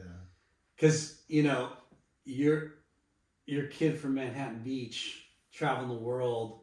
You know, you don't know what you're going to do for work for a career. Yeah. But you got surfing, and you know, it's kind of cool that Quicksilver was going to just pay you to go on photo shoots. Yeah. That was cool. Yeah. But you know, maybe I would have done a couple of trips a year type of thing, and Yeah. have some photos here and there, and my life wouldn't have changed that much. Yeah. But you know, and in retrospect, when I think over the whole thing, I don't think I was ever one of those guys that like was really, really that into the competitive part like that. You know, yeah, I wanted to do better. I strived to do better. I was, you know, we were all reading books like The Inner Game of Tennis and all this stuff and trying to get our competitive heads on. But I think I really enjoyed Travel. the travel and to see different cultures. And I remember in every country having like wonderful friends that we would stay with. And, Yeah. you know, when we were in the contest, they're taking us to the best parties and gatherings and, you know, just having the most incredible time everywhere. Yeah. Like, you could do that if you have means, and you could do that if you have time and stuff. But Yeah. when you like rip at surfing, it's just kind of Perks of the job. You kind of just fall into that, like, Yeah. regardless, and you kind of are, you know, And you don't look at the time. You're just doing it. But now, in retrospect, you know, decades later, you're Best like, time of your life. Man, I can't Oh, for believe sure. how Yeah. like lucky and blessed, and how 'Cause- like that just, you know, Yeah. that all worked out. Because you're VIP everywhere you went. That's what I was going to say. You Yeah. know, you go to that little town in France or that little part of You're the Cape mini Town, star South coming in Africa. town. And they're going, oh, we want to turn these guys on and show them the best of what we have. Yeah. So they're dragging you around to amazing parties and gatherings. Yeah, and, you're not staying at the hotel and resort and kind of like, you're going to the Like the local, like Yeah, they're taking you to their favorite restaurants, and you're meeting their family. Like I remember a long time ago, I met Justin Strong in South Africa, and after I met him, we became really good friends. I stayed with the Strong family for years, almost every year when I was in South Africa. I came back and visit when I got off the tour. They're like, "Hey Jeff, Justin's gone. You can stay in the downstairs. Here's a car for you." Like, just the coolest people. So good. You're like family, you know. Yeah. So you started riding for Stubbies. You're riding Channel Islands. Yep. And you're doing you qualified for ASP tour? Yeah, I don't think back then you had to qualify. There was no two tours. There was just the one. You know, you go through the trials, you get to the main event. Yeah. Yeah. And how'd you do? You know, I think I did okay. I got like, 17s and 9s, and I got, I had my wins and stuff, but I never was really that high up. But yeah. It was it was, I think I was on it for about like 6.5, almost 7 years. And so That's a good run. I remember each year getting higher and higher and higher. And I remember I was 23, and it was like the highest I'd ever got. And in that year, my mom passed away of cancer. Mm-hmm. And I remember we were down in Cabo. We were shooting a surf movie, and I just remember going, okay, I'm just going to focus really hard on my surfing and just like put all my energy into that and just get through this. But I tweaked my back really bad, probably because of the stress of losing my mom or whatever. Yeah. But I remember we started out the year in South Africa, and I was in Cape Town, and I went and saw some doctor. He gave me some pills. I surfed the events. And then I woke up one day in Durban, and I could barely move. And then I realized that he didn't give me like an anti-inflammatory. He was giving me painkillers. And I was surfing and making my back worse and not even knowing it. Yeah. So you're numbing the taking down the inflammation. I wasn't doing myself any favors. Not resting it when you should be rested. Yeah. It's a little tight on. That's a little okay. I mean, you guys know how it is. You're in the contest. You don't want to not surf in the contest. But I didn't even realize what the guy gave me. He just gave me pills. I was feeling better. I was surfing. All of a sudden, one day, I was like, I can barely move. Mm-hmm. And then I think after the Gunston, I went home and then got it assessed, and it was pretty bad. And I had to. It was the worst thing because it was my best year, and I was sitting out majority of the tour, locked up, my lower back, sciatica throbbing all the way down the back of my leg. Jeez. So I remember it was like a good 6, 8, 10 months, something like that. I couldn't really compete, and then the last few events I surfed, and I was super stiff. And then after that, I'm going, now what? And then I did a full year after that, and I remember I had some good results, but I didn't get up quite as high as I was. And then it was like, after that I go, okay, I'm just going to go to my favorite countries and then pull out from there. And that's kind of what I did the last year. Were you doing contests and like trying to do some photo like trips with the mags at all, or you're just strictly tour? Yeah, I think I was always doing a little bit of photo trips here and there. And then I remember I was with Jamie Brisick and Robbie Page, and we went with Scott Dietrich to shoot a movie in Mexico. Which movie? It's one of his movies. I don't remember the name. What? Scott Dietrich. Yeah. I'll have to look it up. Yeah, we were at Scorpion Bay on the top of the point, surfing up there and shooting up there. There's like Stormtroopers and not Stormtrooper. What the fuck was that called? Yeah, I can't remember the name. Yeah, he made a lot of good movies. Yeah. And Rolling Thunder? I have no idea. Yeah, maybe one of those, like Rolling Thunder or something like that. Yeah. But I remember there was a still photographer, Bill Parr, and he goes, "Hey, this is an extra camera, just here's some film, just shoot whatever you want. You have any questions, just ask me." And that's kind of when I first started shooting a little bit. And Bill Parr. Yeah, this was like this was right after I'd finished the tour, and I was going, oh my God, my life was too great over all those years on the tour. Like, now what am I going to do? Like, I'm not going to sit behind a desk. I'll be miserable. Yeah. And a friend of mine was a photographer in Hollywood, and he saw these photos I shot. And he's like, man, you got a good eye. You should do this. And then I was in Mexico surfing with another buddy of mine. We got out of the water and I shot a roll of black and white with him.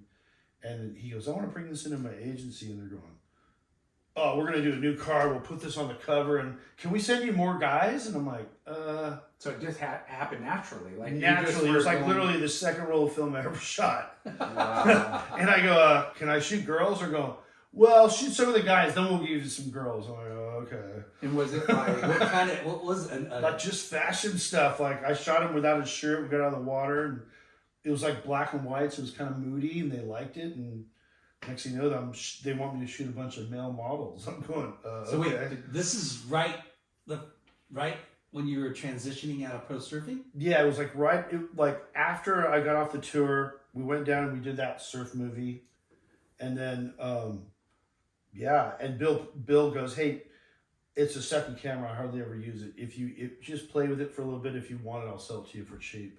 And then, it just kind of just started happening like that. Did you get like a tutorial on or did you look up like how nothing? Just played with just kind of learning as I went. And like any pointers, like, hey, this is like the speed or the aperture. I mean, I'm not techie, but I'm sure Bill. I mean, I remember when we were on that surf trip to Mexico, he's going, any questions you want, ask me. I was probably asking him stuff along the way. I don't even remember.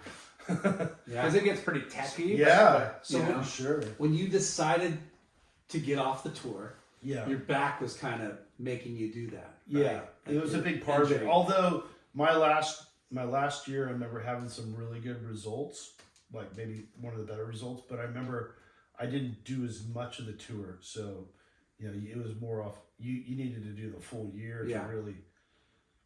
But and so you're on tour. You're getting off.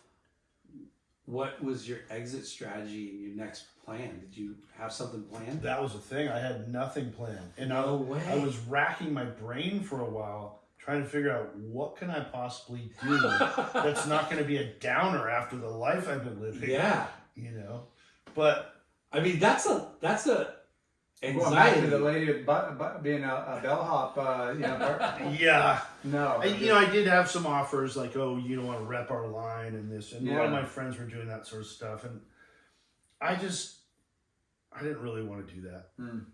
Yeah. I just wanted to find something. Because you're like at a fork in the road.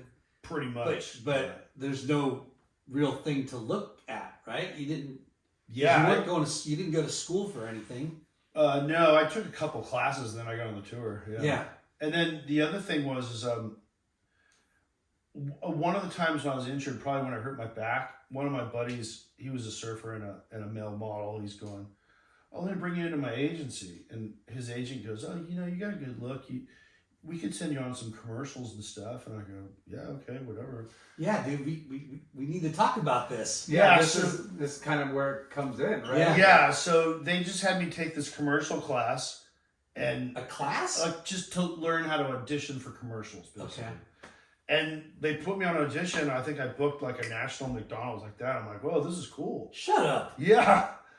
A McDonald's commercial right out the gate? Yeah. It was like my first or second audition. I booked it, and I'm like, oh, this is great. And then... What was the commercial like? Is it on the internet? I don't even know. I wouldn't even remember. But I know that I had done it at that point. So I ended up getting that agent, and it was when I was still on the tour. And I remember going, hey, I'm home for 3 weeks. They'd send me on a few auditions, and maybe I would book something. Hey, I'm home for a month, And even though I was hardly ever at home, I was booking like 2 or 3 national commercials a year at that point. Are you fucking kidding me? No, I'm serious. And those are money. Yeah. Are these speaking parts, like everything, like you're there or you're as a main, not as an extra, like as a main talent. Yeah. Like so, this Big Mac's delicious. Or whatever they're having you do, yeah. But I just remember like one, because now I remember how that was tied into my surfing, because I remember I came back from Brazil and I really wanted to go to Australia, and I had lost a sponsor and I needed a new sponsor. Mm-hmm. And my mom goes, commercial. My mom's like, my mom's like, hey, you got some mail? And there was like a stack, and they were all like checks from the McDonald's commercial. I go, I'm going to Australia. Yeah. Just great. Because, I mean, you get paid like maybe like $500-700, between $500 to $1,000 for filming a commercial, right?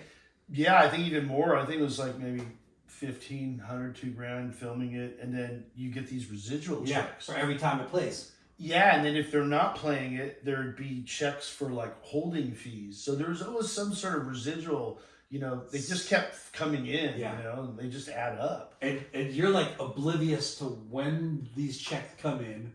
Or I wasn't even in the country. You forget you even Totally did forgot that commercial. Yeah, pretty much. Yeah. But you were doing a couple every time you were home. Yeah, I was just getting lucky and getting. So you did McDonald's. What else do you remember? Like what other? I think I did around 13, 15 commercials. I did McDonald's. I did a Zima. All TV. Yeah, I did a Zima. I did like Miller beer. I did a cherry Coke, stuff like that. Yeah. Yeah. And you just did it whenever you were home.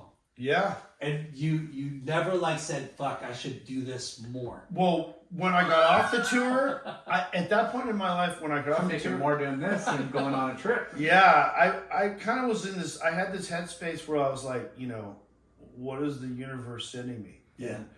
Well, I'm getting these commercials with very little effort. Maybe that's my calling. So I started studying with acting people, and I studied for maybe 4 years. I got like some bit parts in some little cheesy movies. Like I did this little B movie, or C movie, whatever it was called Beach Beverly Hills. I was the surfer dude, you know. And What a surprise! yeah, and I would like, you know, I'd get woken up in the middle of the night, and people would be calling me like, "We're fucking partying. You're on this stupid movie, dude."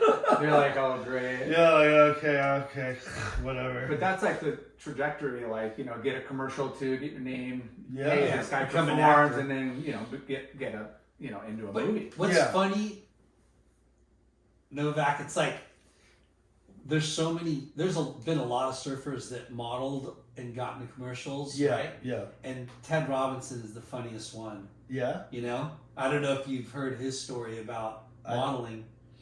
Well, I remember Bruce Weber shot him for a Yeah. couple of things, but Yeah, so- I don't know if I know the whole story. We talked about it on the podcast, but he missed his heat in Durban, right? in Durban, yeah. South Africa, Okay. right? He missed it by like Because they couple hours. They extended like The for the shoot in New York or whatever. And he's Oh. like, I gotta go. I'm gonna, you know, and he went all the way there, missed it. He's like, I'm done. Oh, Maybe- that's maybe yeah. that's my contest. He's and right. I asked him, I go, dude, how much did you make? You know, Uh, how much did you make modeling? Yeah. It was like a couple $100,000. And I'm like, and you quit? and a couple $100,000 then was Yeah. like A lot. a lot more now. more than winning all those contests. Yeah. Or even, But you know, Yeah. but how funny is that? He was like such a surfer Yeah, and he was into pro surfing that I said, dude, why don't you just do it like off season? He's like, nope, no. Like it traumatized him so much. But yeah. but You know, he was always really, really into surfing Focused. because when we were really young, we at one point we were like best friends. Yeah. And he got into trouble. I don't remember what he did, but he got into trouble, and his mom shipped him out to his dad's in what was it? Somewhere east. Inland somewhere. Yeah, I'll think of it. It was at one of those inland. yeah, he was. I remember my mom on some occasions would drive out and pick him up and let him stay with us for the weekend, and him and I would surf, and then he'd have to go back out there wherever that was, That's wherever so his funny. dad was living. Yeah, he was getting. He was missing too much school, not Something like that, not yeah. telling her and fudging his grades. And that's Yeah. probably why him and I ended up in the same continuation school. Right? I I don't know the NSSA thinks I got 4.0 straight A's. Yeah. Yeah, That's that was a your whole brother? other thing. Yeah. That's Kelly Gibson's brother's grades. Another funny story that we talked with Buzzy Kerbox. Oh yeah. That guy too, right? Like Uh, it was so funny because Bruce Weber contacted him too, oh yeah. and said, "Hey, you know, we want you to shoot, you know, for a catalog." Yeah. And he goes, "Okay," and he did it, and he got paid good money to do it. Mm-hmm. And then Ralph Lauren really liked him, right? Yeah. Like, oh, you're the face of fucking polo. Yeah. It's And- huge. And he got the job, but then he's like, when is it? He's like, and the guy goes, oh, it's, this time. He goes, I can't do it. I won't do it. I can't do it because I got a surf contest. He's like, what? Oh, Buzzy. You're telling Polo Ralph Lauren no? He goes, sorry, man. And they pushed it. They moved. They made their it work schedule. around his contest. Yeah. That's awesome. Because they've never heard no before. Yeah. And, like coming from an outsider, which all of you guys Yeah. that have done that Yeah. are, most people, like, that's their career path, and that's what they do. And they do everything they can. Yeah. And But yes, man. And then he's like, I sorry, remember- surfing's first. I remember Bruce Weber shot Scott Farnsworth too. Yeah. And with Buzzy, they go, hey, we're gonna pay you. We want you on retainer, Oh wow. right? And we're gonna pay you like what, $100 and something grand. Yeah, It's like a lot of money. Yeah. On retainer, Yeah. and he only had to work 14 days of the year. yeah. That's huge. They're like, he got the best gig out of anyone. Oh my for gosh. sure. yeah, they're like, And it was- look, we And he's still doing it. we don't want you to. We can't have this happen again. Yeah. Like, what's it gonna take? Like, we want you under contract. So when you said, he was like, well, how many? And they negotiated the amount of days, and okay, as long as it's not during the Hawaii surf season or whatever, like, but That's he's so guaranteed. Like, he nailed the killer deal for sure. That's so. I did a Levi's commercial myself. Yeah? Yeah. That's cool. The show's not about me, but yeah, I got those residuals checks too, bro. His claim to fame, his one claim to fame. I Except that remember- one time you beat me at pong. I think One time, bro. Talking about the old Hawaii pros, that brings back a memory. I remember we were in Western Oz and we surfed in a contest, and there was supposed to be another one in Sydney, and something happened with like a currency change or whatever, but the contest got canceled. And I remember I was hanging out with Farnsworth at the time, and he goes, hey, we're real close to Bali. And I go, yeah. And he goes, we got like a little over 2 weeks. We should just go to Bali. And I go, let's go. So we shot over to Bali. It was like, I'm going to say 83, 84 maybe. Damn. And it was nothing but jungle.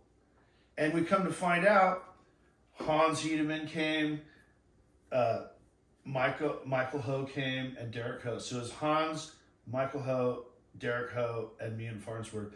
And I remember we were eating in the only Mexican restaurant that was down in Cuda back then, and it was like indoor, outdoor. And this bat kept flying into the restaurant and out, into the restaurant and out. And we're all, having the best time, having, chips and stuff. And there's like almost no one around. Like the main street of Cuda back then, I remember it was like dirt, and there was carts on the side of the road. So crazy. So crazy. And right as I got my food, the bat was flying in, and it shat. And it was like I had purple black bat shit out of my ear, down my neck, and everyone was in hysterics. I'm like, what the Inside a restaurant. inside a restaurant. I'm like, I'll never forget that thing. man. The memories you have, like, you probably got spit out of 20 barrels, but that's the memory. Yeah, that's the one that sticks out the most. Well, yeah, I know I could never say I got another bat shit on me again, but that was pretty. How uncrowded was the lineups back then? Oh, I remember Farnsworth and I surfed. We surfed Ulus, we surfed Uluwatu. It was a full moon. We surfed it till dark. And we got out of the water, and the guys in the wrong were kind of bummed. Like, what's the problem? They're going, it's dark. And we're going, oh, we got the full moon. And they're just like, yeah, whatever. And back then, you had to hike out to this field where you get your motorcycle from there. And it was like way bigger hike than what it is now. Yeah. It was way deep. There's no hike anymore. Yeah. Now you just hike up the stairs or whatever. Yeah. But yeah, it was like, Sketchy. Hike. It was sketchy. It was like a little path, and then you're going into the forest, and you come into this field area where everyone parked Yeah, their these guys are bikes. like, we don't like being here out there. Yeah, They're they're attacked like, by the monkeys. yeah, we're going, but we were surfing by ourselves in Ulus, Yeah. So incredible. Yeah. So going back to the end of your pro career. Okay. Commercials. You got started money. doing commercials. You picked up a camera. Yeah. So I think the commercial door was opening, and I was getting some of those gigs, and then I was getting like little photo gigs, and I was kind of doing a bit of both. But I kept thinking there's more money in the commercial stuff, so I was trying to focus on that. And I think I got to a certain point where I just remember, 4 years into studying, my whole reality was based off of if a casting director wanted to give me a job or not. And I just finally said, I can't do this anymore. I'm so done. I just got out of it. Like it hit me like a ton of bricks. I'm like, I can't deal with this anymore. It's like going on tour and losing every heat for 4 years. Yeah. And like, do I still want to go do this because you're not getting the win? Yeah.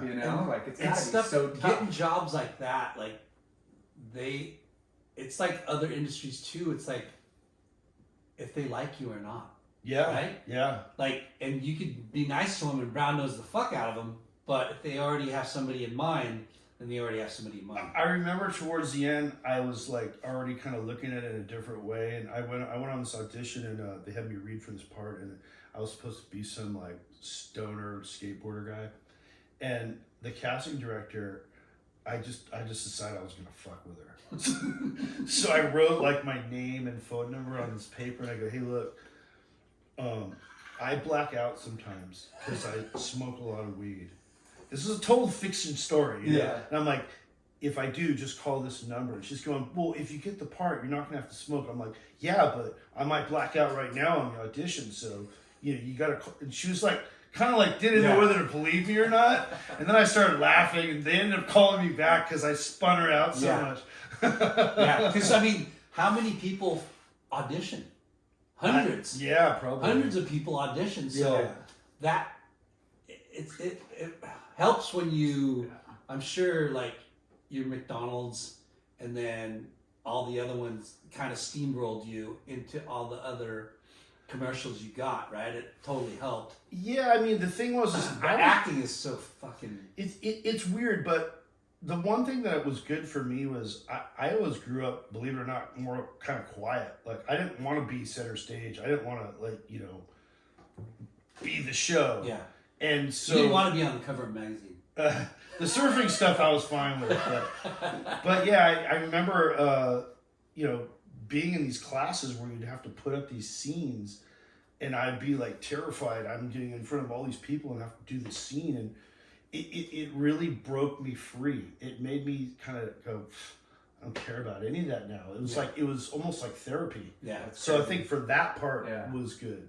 Interesting. Yeah, because, out of your comfort zone. Some people have the knack, and some people have to work really hard. But you get that part, you have to perform. So you better be ready, right? Yeah, for sure. If you don't perform, it's gonna get around. Like, oh, that guy just freaking. So were you smart with your money, like putting it away too, or? Yeah. I was pretty frugal. I would pretty much save it for surf trips. And a new quiver. Yeah. Well, luckily I was getting boards then, so I didn't have to pay for the boards. But I remember when Point Break came around? Yeah. So I think I did 2 auditions, and then they screen tested me for it. And I remember, like, cameras, lights, Catherine Bigelow, the director, all these people were there. Everyone's in your face. And I was so nervous. I'm like, I should have taken like a half a vowel or something, then did it. But I was just so nervous. I was like, oh. And I think I was just way too nervous to get the part. But, it wasn't really my wheelhouse. I wasn't, But she really liked me, and at the time I was tall and thin, and she said, she had me in a wetsuit, and she had Keanu in a wetsuit, and we're standing back with our backs to her, and she goes, Jeff's going to be Keanu's, stand-in. No way. Yeah, and I'm going, oh, epic, I'm going to make money just surfing.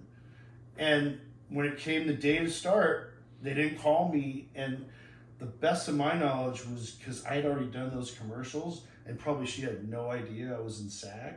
And so I think maybe what happened was they realized they're going to have to pay me a lot more, like as a stunt double, and then they just replaced me. That's my guess, but I don't know for sure. But if you were in SAG, you wouldn't get paid double? No, more. Yeah. Because you were in SAG. Yeah, because then I couldn't just... His day rate, everything's more expensive because you're in SAG. I think that's my guess, because basically she said it to me like, you're going to be that guy, and then all of a sudden the day came, I'm like, where... And it was just like, no, you're out. Oh. That's so crazy. Sucks. Yeah. Oh, well. But but photography, so that you're kind of milking that business of commercials. Yeah. You weren't like stop doing it, but like No, I did come to a point where I was just like, I get those calls on a crowded Friday afternoon at 4:30. Can you get to Studio City by like 5:45? I'm like, probably not in traffic. I don't think so. And it's just got to be like, I just was just done with it, Yeah. But were you freelancing for photography, or were I was freelancing. I was getting little gigs here and there. I was shooting models. I was getting whatever little advertising gigs I could do. And then, Brad and I were always really close. And when he was still on the on the tour for a little bit longer when I got off, so a lot of times I was shooting like ads for him. Like I went to Argentina. I shot him and Donovan for a bunch of Reef Brazil stuff. I did, some wetsuit. I think I shot a poster for him and this wetsuit company for Japan. Like I did a lot of gigs for him. I shot some Life's a Beach ads with Brad and stuff like that. And then I was also doing stuff out of the surfing industry. Because in my mind, I always felt like there was a lot more money out of the surfing industry. So I was trying not to just focus on the surfing industry. Yeah. But then, so when I phased out the acting stuff, I just put all my energy into photography at that point. Yeah. And it just seemed like every year the jobs would get bigger and better and bigger and better. What a trip. Yeah. Like you fully stumbled upon a career, a livelihood. Fully stumbled on it. And I just, I was just trying to be open to like, where's my calling? Yeah. And Bill Parr was really the one that stumbled you onto it. Yeah, I mean, I think I was always artistic. My mother was a painter, and when I was in high school, I painted a lot. I remember I had this art teacher, and she really liked me, and I took 2 art classes a day, and I did double the work. And she took all my paintings and put them into some, like, shows and sent me some stuff that I won, some art shows and stuff. Wow. And then she changed schools and took off with my paintings. I never got them again. And I remember thinking, later I'll get back to painting. And then I got into photography, and that kind of just filled the void. Yeah. That's so crazy. Like, did when you're freelancing all this, was there like a look, a demographic? Like, was there something you're really like attracted to, or you're just like, hey, I just want to shoot everything? Like, because some people are known for portraits or backdrops or scenes or whatever. Right. Yeah. Whatever. I remember one in the very beginning, it was like any gig that paid. I was shooting some weddings and making a bunch of money, and then I was shooting like actors' headshots and making a little bit of money, and then I was, just whatever gigs I could get. Yeah. And then after a certain amount of time, you're like, no, I don't shoot weddings anymore. No, I don't do. I'm just doing this. But there was a time when I was really into music, and I was going to like all these parties and clubs in Hollywood, and I remember the record labels were real big then, and all the bands were big then, and I got into shooting like bands and album covers and stuff. So big money there too, right? Yeah, I got really into that because you could be really creative and artistic for the album cover, and they like that, and you could get like merchandising. There's usually like a few different things you could cash in on when you shot a band and they got an album. Wow, so you could shoot the album cover, but then Turn you could it turn it into into like merch, and then you get a percentage of the merch, like royalties, or is it a flat rate? Maybe usually a flat rate, but a pretty good one. But still, that's killer. Yeah, I trying to remember. So it was like I would get something for the album cover, something for the merch, and then something for posters, maybe promotional stuff. Yeah, that's rad. Yeah, it was pretty cool. And that's when the music scene was like they were rocks. I mean, hence Rockstar, but the money, the industry was just like could go no wrong. Yeah, it was just blowing up. Like there was so much money in music back then. Pre MP3 or what's the company that? Oh yeah. That just what was that? The Where sharing was the free music? downloading? Yeah. What was that called? Snapster. Yeah. Yeah. Before all that, yeah. And it just went downhill. Yeah, it's a trip that the entertainment industry is such a trip because it's all intertwined. Yeah. And it's a network, right? And if you can find a niche somewhere, that'll open up other doors in other places. Yeah. That's right? life, but there for sure it's really clicky. Yeah. Like most. Because you're like doing your own thing, doing TV commercials and modeling, right? I did more commercials than modeling. Yeah. Yeah. and then started taking pictures of models or actors and stuff. Yeah. And then that opens the door to something else. Yeah. And then here you are doing music. Yeah, he came around full circle. You know that actor Danny Trejo? Yeah. So I remember shooting him for a magazine, and we kind of became friends. I remember like hanging out with him in Venice and cruising around with him, and he ended up he pulled me into this other gig where it was like a kind of a more independent film, and he got the guy to let me shoot photos for that, and then the guy gave me a little bit part on that, so it kind of came around again. What a trip. And I was like, oh, you never know. Well, if it opens up, great. If it doesn't, I'll just keep shooting. Danny Trejo was like the epitome of Chicano dude, right? Yeah. Yeah. Yeah, I mean, he was the real deal. I think he did, like, jail time and everything. Yeah. When they saw him, they're like, oh my God, he got into some movies as a character, and he just kind of took off from there. Yeah. Yeah. So wild. If you look up Mexican Gangster, that's his face. Oh, Right. yeah. He was in Real some deal. great movies, yeah. So what like so you got the Tool album cover? What other like things that yeah. Like the bigger things? Yeah, like Rolling Stone stuff or So I did, let's see, 2 Guitar World covers and all the spread with Adam, the guitarist from Tool, and 2 Bass World covers with Justin, the covers and the whole spreads, everything for Tool.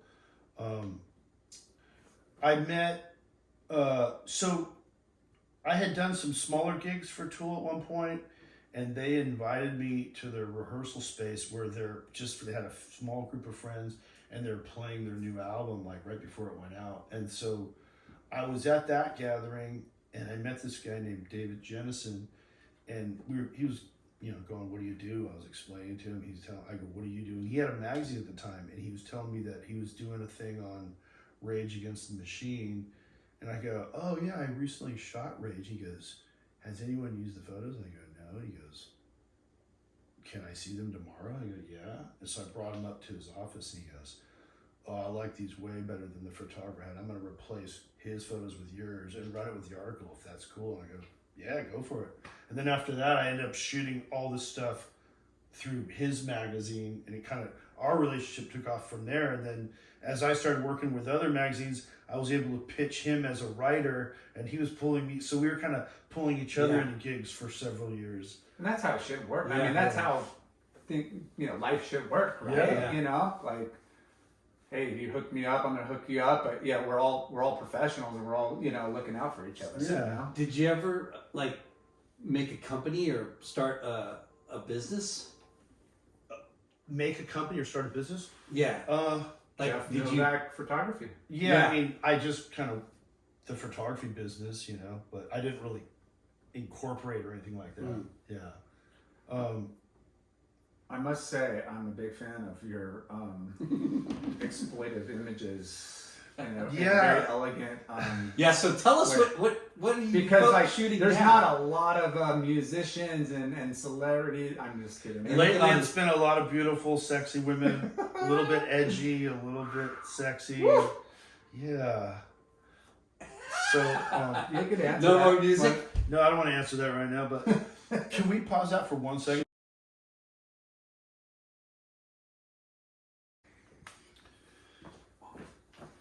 So, well, the last question is what I'm doing now, but there's also, we were talking about stuff, the bigger stuff from the past. Yeah. So, Hold on 1 second. This I'm gonna guy. get the end of this thing. okay.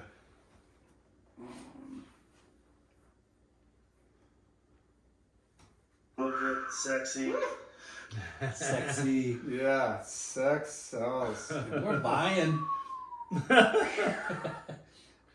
So Yeah, well, yeah. So there was a time where I think the music industry was really big. So that was, I guess, something I was able to plug into and make money to a certain point. And then a lot of the contacts I had at the record labels all kind of went away. And I had shot quite a bit of fashion for a while, but I knew that was never going to be that big because fashion in LA is not that big. It's, you'd have to be in New York, Milan, New York, Paris. yeah. And there was a time where I was in London, and I was staying with a friend, and his sister was a head booker at Elite Models, which is huge. Yeah, and she looked through my books, and I think I brought a music book and a fashion book and a few of my photo as a photographer. Yeah, I'm very versatile. You know? Yeah, my work. Here's my body of work. And she was like, "Wow, I gotta say, most photographers I see from America are really boring, and you're not." And I'm like, "Oh, thank you." And she's like, "I'll make some introductions." So she started making some introductions, and it's so funny. I guess once you're a surfer, you're always a surfer. Because I was in London, and I couldn't have asked for a better scenario. Like, all these companies are going, "Are you going to be around for a while?" And I was so depressed that I was in this cold, dreary city and not near the ocean. I had to leave. I went to France. I started surfing. I'm like, "Oh my God, I feel so much better."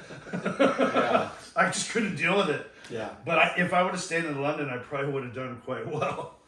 But yeah. Did you go back? No, I didn't. I went back to LA, and then got into the music, did that for a while, did some fashion for a while, got whatever advertising gigs I could get. I remember I did a big gig remember that company Metrics? They had like the protein powders and stuff like that. Yeah. I did this big advertising job where I made a bunch of money with them.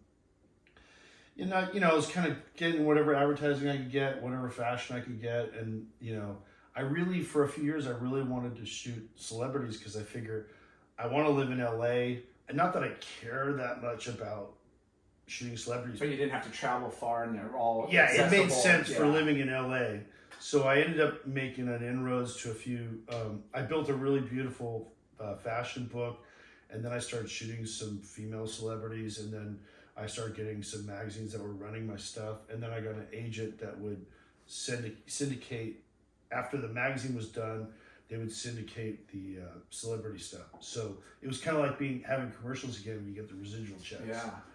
So, at that time, the men's magazines were big, like the FHMs, the Maxims, all that. Yeah. Oh yeah.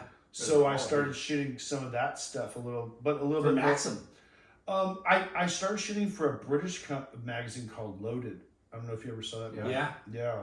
And Picked those up in the airports a couple times. Yeah. Sure. So I remember one big gig I had with them. I shot Carmen Electra, and they flew out from London. I got the cover in like 10 pages.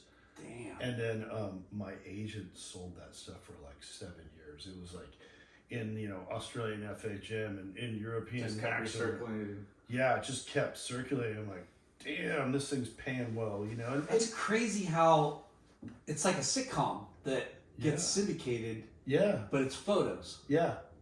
What a trip. And now all those magazines have gone away. Yeah. But for a while that was a really good gig. And I was still going on surf trips. I'd go to Bali, I'd go to Hawaii, I'd go to down in Mexico. Make a business with pleasure. Yeah. Yeah. And so So with all these magazines that have kind of, our pastimes, kind of they've all gone to the wayside almost, like, surfing and surfer, it's happened in fashion, and where's the revenue streams now? That's the thing. I don't know. I mean, now you build up your social media, and it's supposed to be so important, but there's not a lot of money in it now. You know? Everyone's a photographer. Everyone has an iPhone. Everyone, I have companies that will message me and they go, "Wow, we love your work. We'd love to collaborate." I'm like, "Well, we can collaborate on a concept, but I need to be paid." Yeah, right? Yeah. So it's just, I don't know. It's a different world now. So, I still get, good gigs, but it's not nearly the money that it was. Yeah. Yeah. Yeah, it's crazy, just the web, Yeah. and everything, like you said, everybody and the technology, 10 years ago, you're lucky to have a phone or a camera on your phone, that's barely anything. Now you take one photo, you can't even email it because the file's too big. Yeah. It's like Everything's so different now. Yeah. I remember being on the freeway and like having my beeper go off and pull over and going to a payphone, and someone on the other line go, "What's up, bro?" I'm like, "What's going on?" "Oh, I just want to say what's up." I'm like, "What? Just got off the freeway for this?" Yeah. That was an emergency. Yeah, what do you call it? The bat line over here. Like, this is not just God. And then you said, "You know what? I'm going to invoice you What's your fax number? Yeah, exactly. I'll fax you it. I'll fax you my invoice. Yeah, so true. Yeah, so I mean, the photography thing went really well for a while, and I still really enjoy it. I feel if I'm not shooting or creating something, I'm just not that happy of a person. But when I'm being creative, I just feel better. So Yeah, I do it because for the love, and I like the content I've been shooting lately, and Me too. Can we plug my? Yes, we Of plug course. everything. Plug dude. everything you want to plug. All right. We're gonna plug the last That's what we're 10 here minutes for. of this All right. this podcast about your Rolodex, which I guess is your portfolio / Instagram account. handler here. I'm married, but I like the look. Yeah, Yeah, it's funny. we're People happily married. people get weird with that stuff. Some people Yeah. are really okay with it, and other people are like, "Oh no, I can't follow you. My wife would get really pissed." I'm like, "Really?" Oh no. You know, I No, guess this is Tasteful. it's It's elegant and art. Yeah, it is definitely the way Thank you. Yeah, you're. Yeah, I mean, I'm trying to do stuff that's tasteful, that has an edge, and that's artistic, but yet still sexy. Yeah. For sure. I mean, there's nothing So- worse or nothing wrong with celebrating, Well, yeah, I the mean, human body. The human body. I The think body. the human body is one of the most beautiful things on the planet, and it's Yeah. God made. You know what could go wrong with that? You know, it's Yeah. just amazing. Are you? I mean, you monetize it, right? Social media. What do you mean? Do you get paid? Yeah, I get paid for gigs, but a lot of the stuff's just for the art of it too. Yeah. You know, like now everyone has to have constant content, so models need content, photographers need content, and if you're putting out beautiful images, it kind of serves both. So some of it's that, and then others could be for companies. Yeah. Yeah. So, Product placement, and product endorsements. Like, I mean, Yeah, I mean, I don't know. I was making a lot more money before social media came around. That's Yeah. for sure. yeah, we hear that a lot across. it's a trip how new platforms and innovations they take over existing platforms and innovations. Yeah. And it sucks because you could be I'm happy with the killing old one. it for a while, and you're like, okay, I got my world figured out here. Yeah, this is my gig. This is my gig for the rest of my life. Right. And then all of a sudden, boom, something happens. The you whole know? world changes, and like that's not even a gig anymore. Yeah. Yeah. And then you have to pivot to the next thing. Kind of reinvent. Yeah. But I think, we've had different photographers on the show.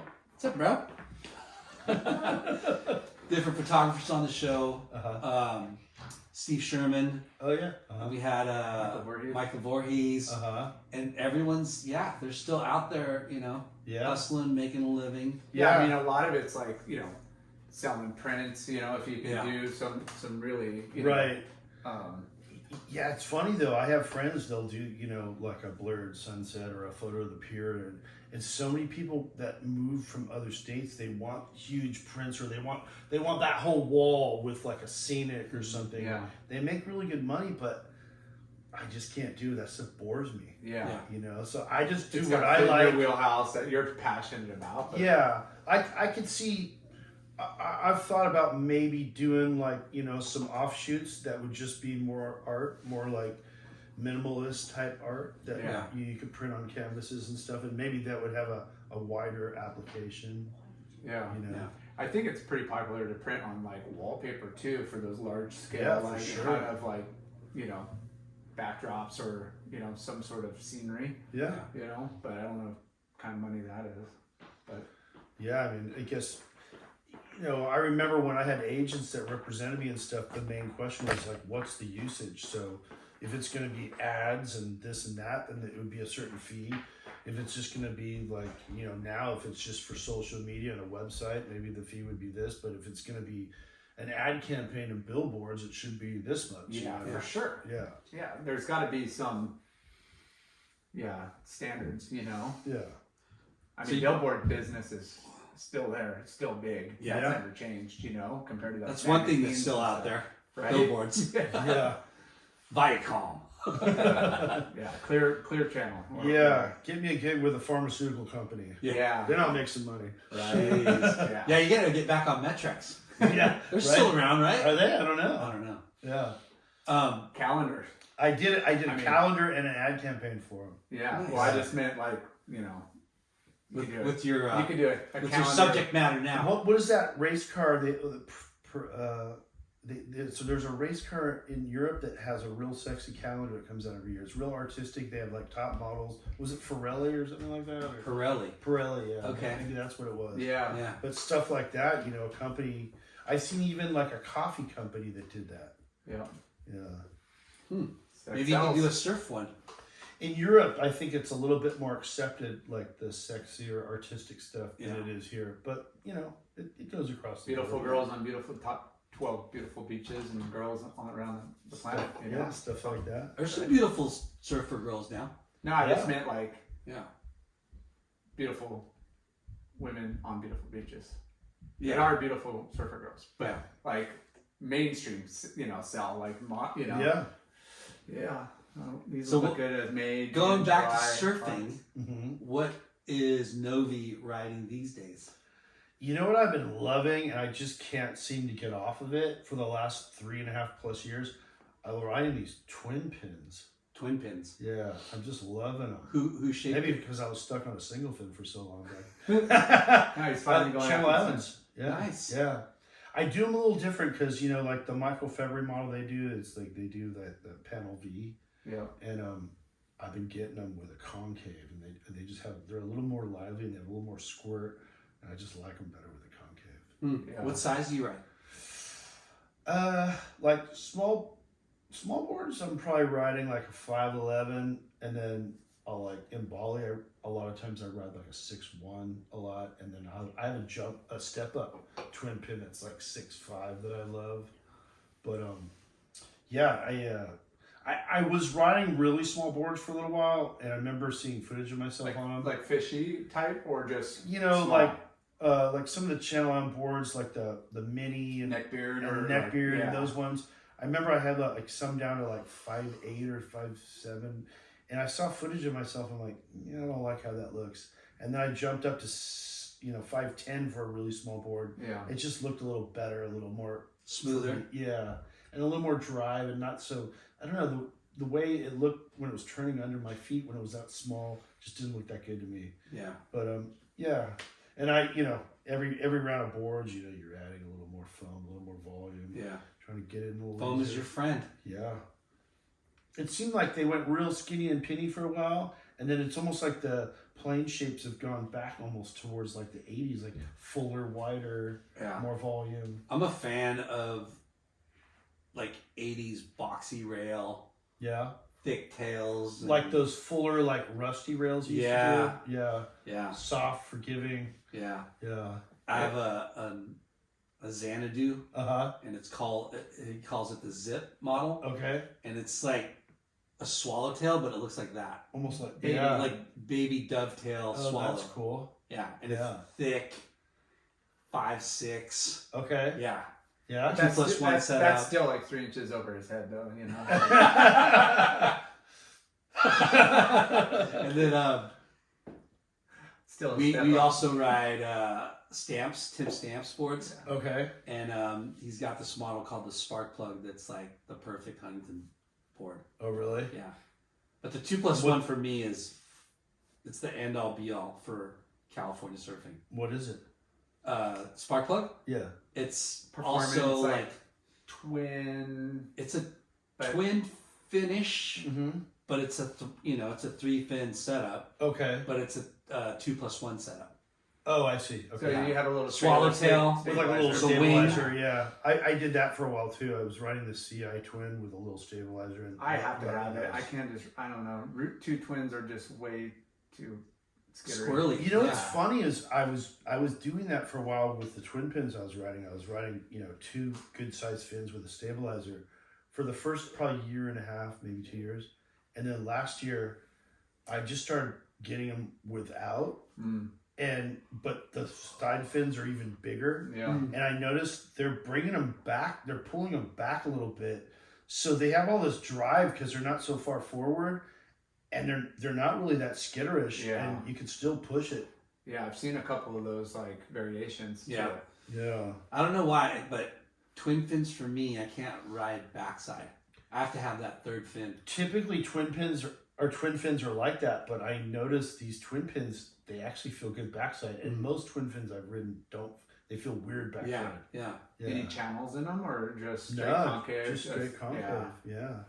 Yeah, I mean that's the beauty of like technology now and like the board, design is there's so many good boards.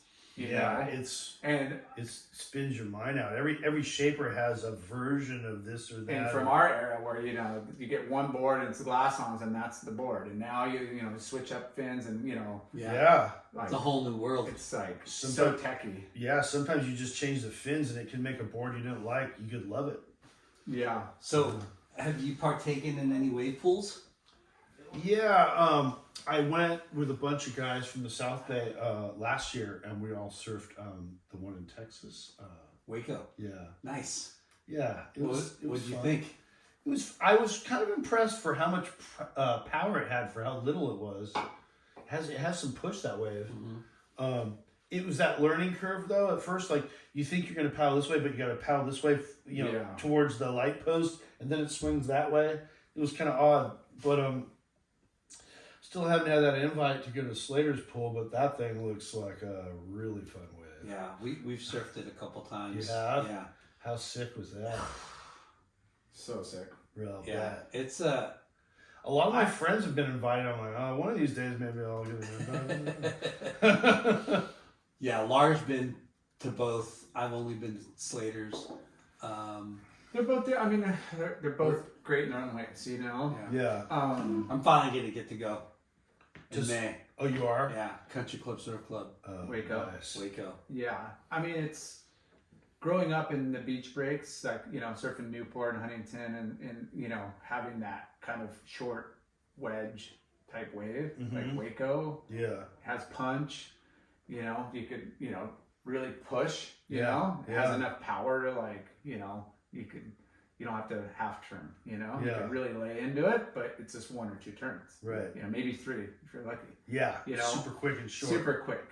But you blow it, you're like, whatever, I'm on a wave in 90 seconds again. Yeah. And that's with other people because there's so many waves. Right. Slater's wave, you're one and you're thinking about like, it's so stressful.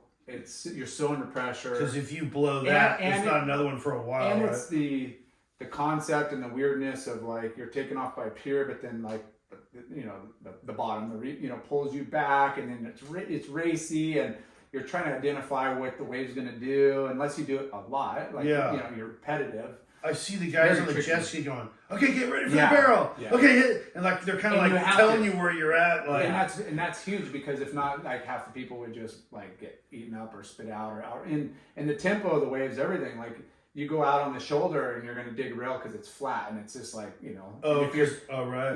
So the sweet spot on the wave, it's 80 to 85% like feel like a real wave.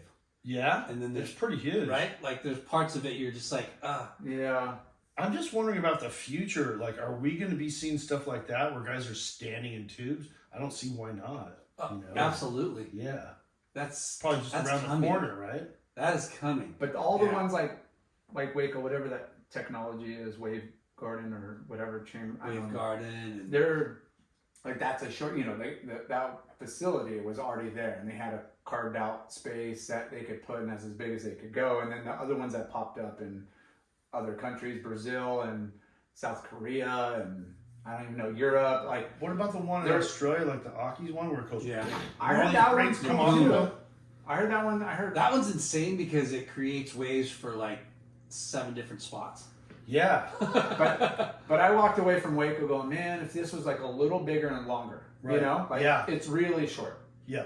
But it's killer. Yeah. You're always going to critique. And then you go to think Slater's, I'm like, it's kind of too long. All my friends that are like have these kids that they really want their kids to get good. Yeah. They go to Waco, and all of a sudden my friends are like, "Oh, my son learned how to do airs there. Now he can do them because he had a million waves at Waco or whatever." Yeah. Like, Well, there's on a podcast, the Bomb Hole. Was it the Bomb Hole? I forget what podcast I was listening to, but this girl, she's like 10 years old, never been in the ocean, full on snowboarder, like really good prodigy snowboarder, and she's surfing like a NSSA superstar. really? Yeah, she's doing like And that's- airs, And like she'd never getting surfed barreled, before? and she's never been in the ocean, Wow. but she rips As in a the wave pool. snowboarder. Oh, right, Yeah. right. You're just That's- like, what? Yeah, I could see, like, in the future, maybe there's like a world champion wave pool and a world champion in real waves. Ocean, yeah. Because that seems like it could spin off into its whole own sport. Yeah. Well, definitely for like the progressive aspect of it, where you want to do the air, they used to do this air shows, like a tour of, Right. Yeah. surfing. But again, in the ocean, you're subject, to conditions and whatever, and tides. And I mean, those stab highs are insane, like it's just guys, same opportunity, all going crazy, and it's super technical. I mean, at what point do you have to like call in a snowboarder or a skateboarder to call the moves? Because I'm like, what do you call that? Yeah. What was that? What was that? Yeah. Triple Lindy. Yeah. But it's rad. It's a great aspect to, just like the big wave surfing, just like the tour, there's, the longboard, the women. I mean, there's a lot of great content within like surfing right now. For sure. Where it used to be one note, like the ASP tour, and you just grovel it out, and then that was it. And then occasionally a big wave outside of, the Triple Crown. Now there's all these like, free surf competitions. What's the Stab in the Dark, where they ride all the different boards? Yeah. Like all that content's cool I because love that stuff. Yeah. you're getting great surfing, but it also educates you and gives you like, especially on the board and equipment, like what they're riding, and it's cool. Are you part of any board riders club? Come on. You know what? I'm not. I'll tell you why. Because I spend so much time in Bali, I would miss most of the events. Yeah. But a lot of my friends are going, "Come on, man!" Friends of mine are asking me to surf in the one in the South Bay, and then John and those guys are going, "Come up and surf in the Northern LA board riders." But I'm just, I don't have very much interest in competing anymore. Yeah. And I just know that I wouldn't be around enough to make it worthwhile. Yeah. So you just said you're in Bali a lot. Yep. Do you mind talking about that? No, let's talk about it. Why are you in Bali a lot, bro? Well, he went in '83 and saw how fucking awesome it is, and how killer it is, and how good the waves are, and it's warm. Yeah, I mean, well, it's funny, when I was younger, older guys going, "I don't like surfing cold water." I'm like, why? It's fine, But the older I get, the more I appreciate surfing in warm water. And you're just more free without a full suit on and stuff. So, but, also, when California's really, really good, that's almost really, like really crowded. It's really crowded, but so is Bali now. But I mean, I just find the quality of waves that I get in general in Bali are just so much higher than here. Yeah. And when it's small, this place sucks up waves. It's like a great day in California. It's like there's always a wave there, and I'm doing my best to just kind of find little nooks and crannies to get away from people, and sometimes you do, sometimes you don't. But well, everybody, just like anywhere, especially like North Shore and these like high profile like coastlines and stuff, just like in Bali, everybody's like, oh, the X, Y, and Z waves. I don't want to say them, but everybody knows them. Yeah. And you could go, down the beach another mile or two, and there's another little reef, another little sandbar, and it's like nobody else. It's not the the high profile spot, but it's like 100 times better than it would be at home, and it's warm, and you're like less crowd. So you just got to kind of mix it up and not get trapped surfing the same. Yeah, I mean, last season when I was in Bali, I just kind of had a mindset where I was like, you know what? Because I train a bit. I go to the gym when the waves are junk, whatever, just to stay fit. What do you bench? I don't really push heavy I'm just weight. kidding.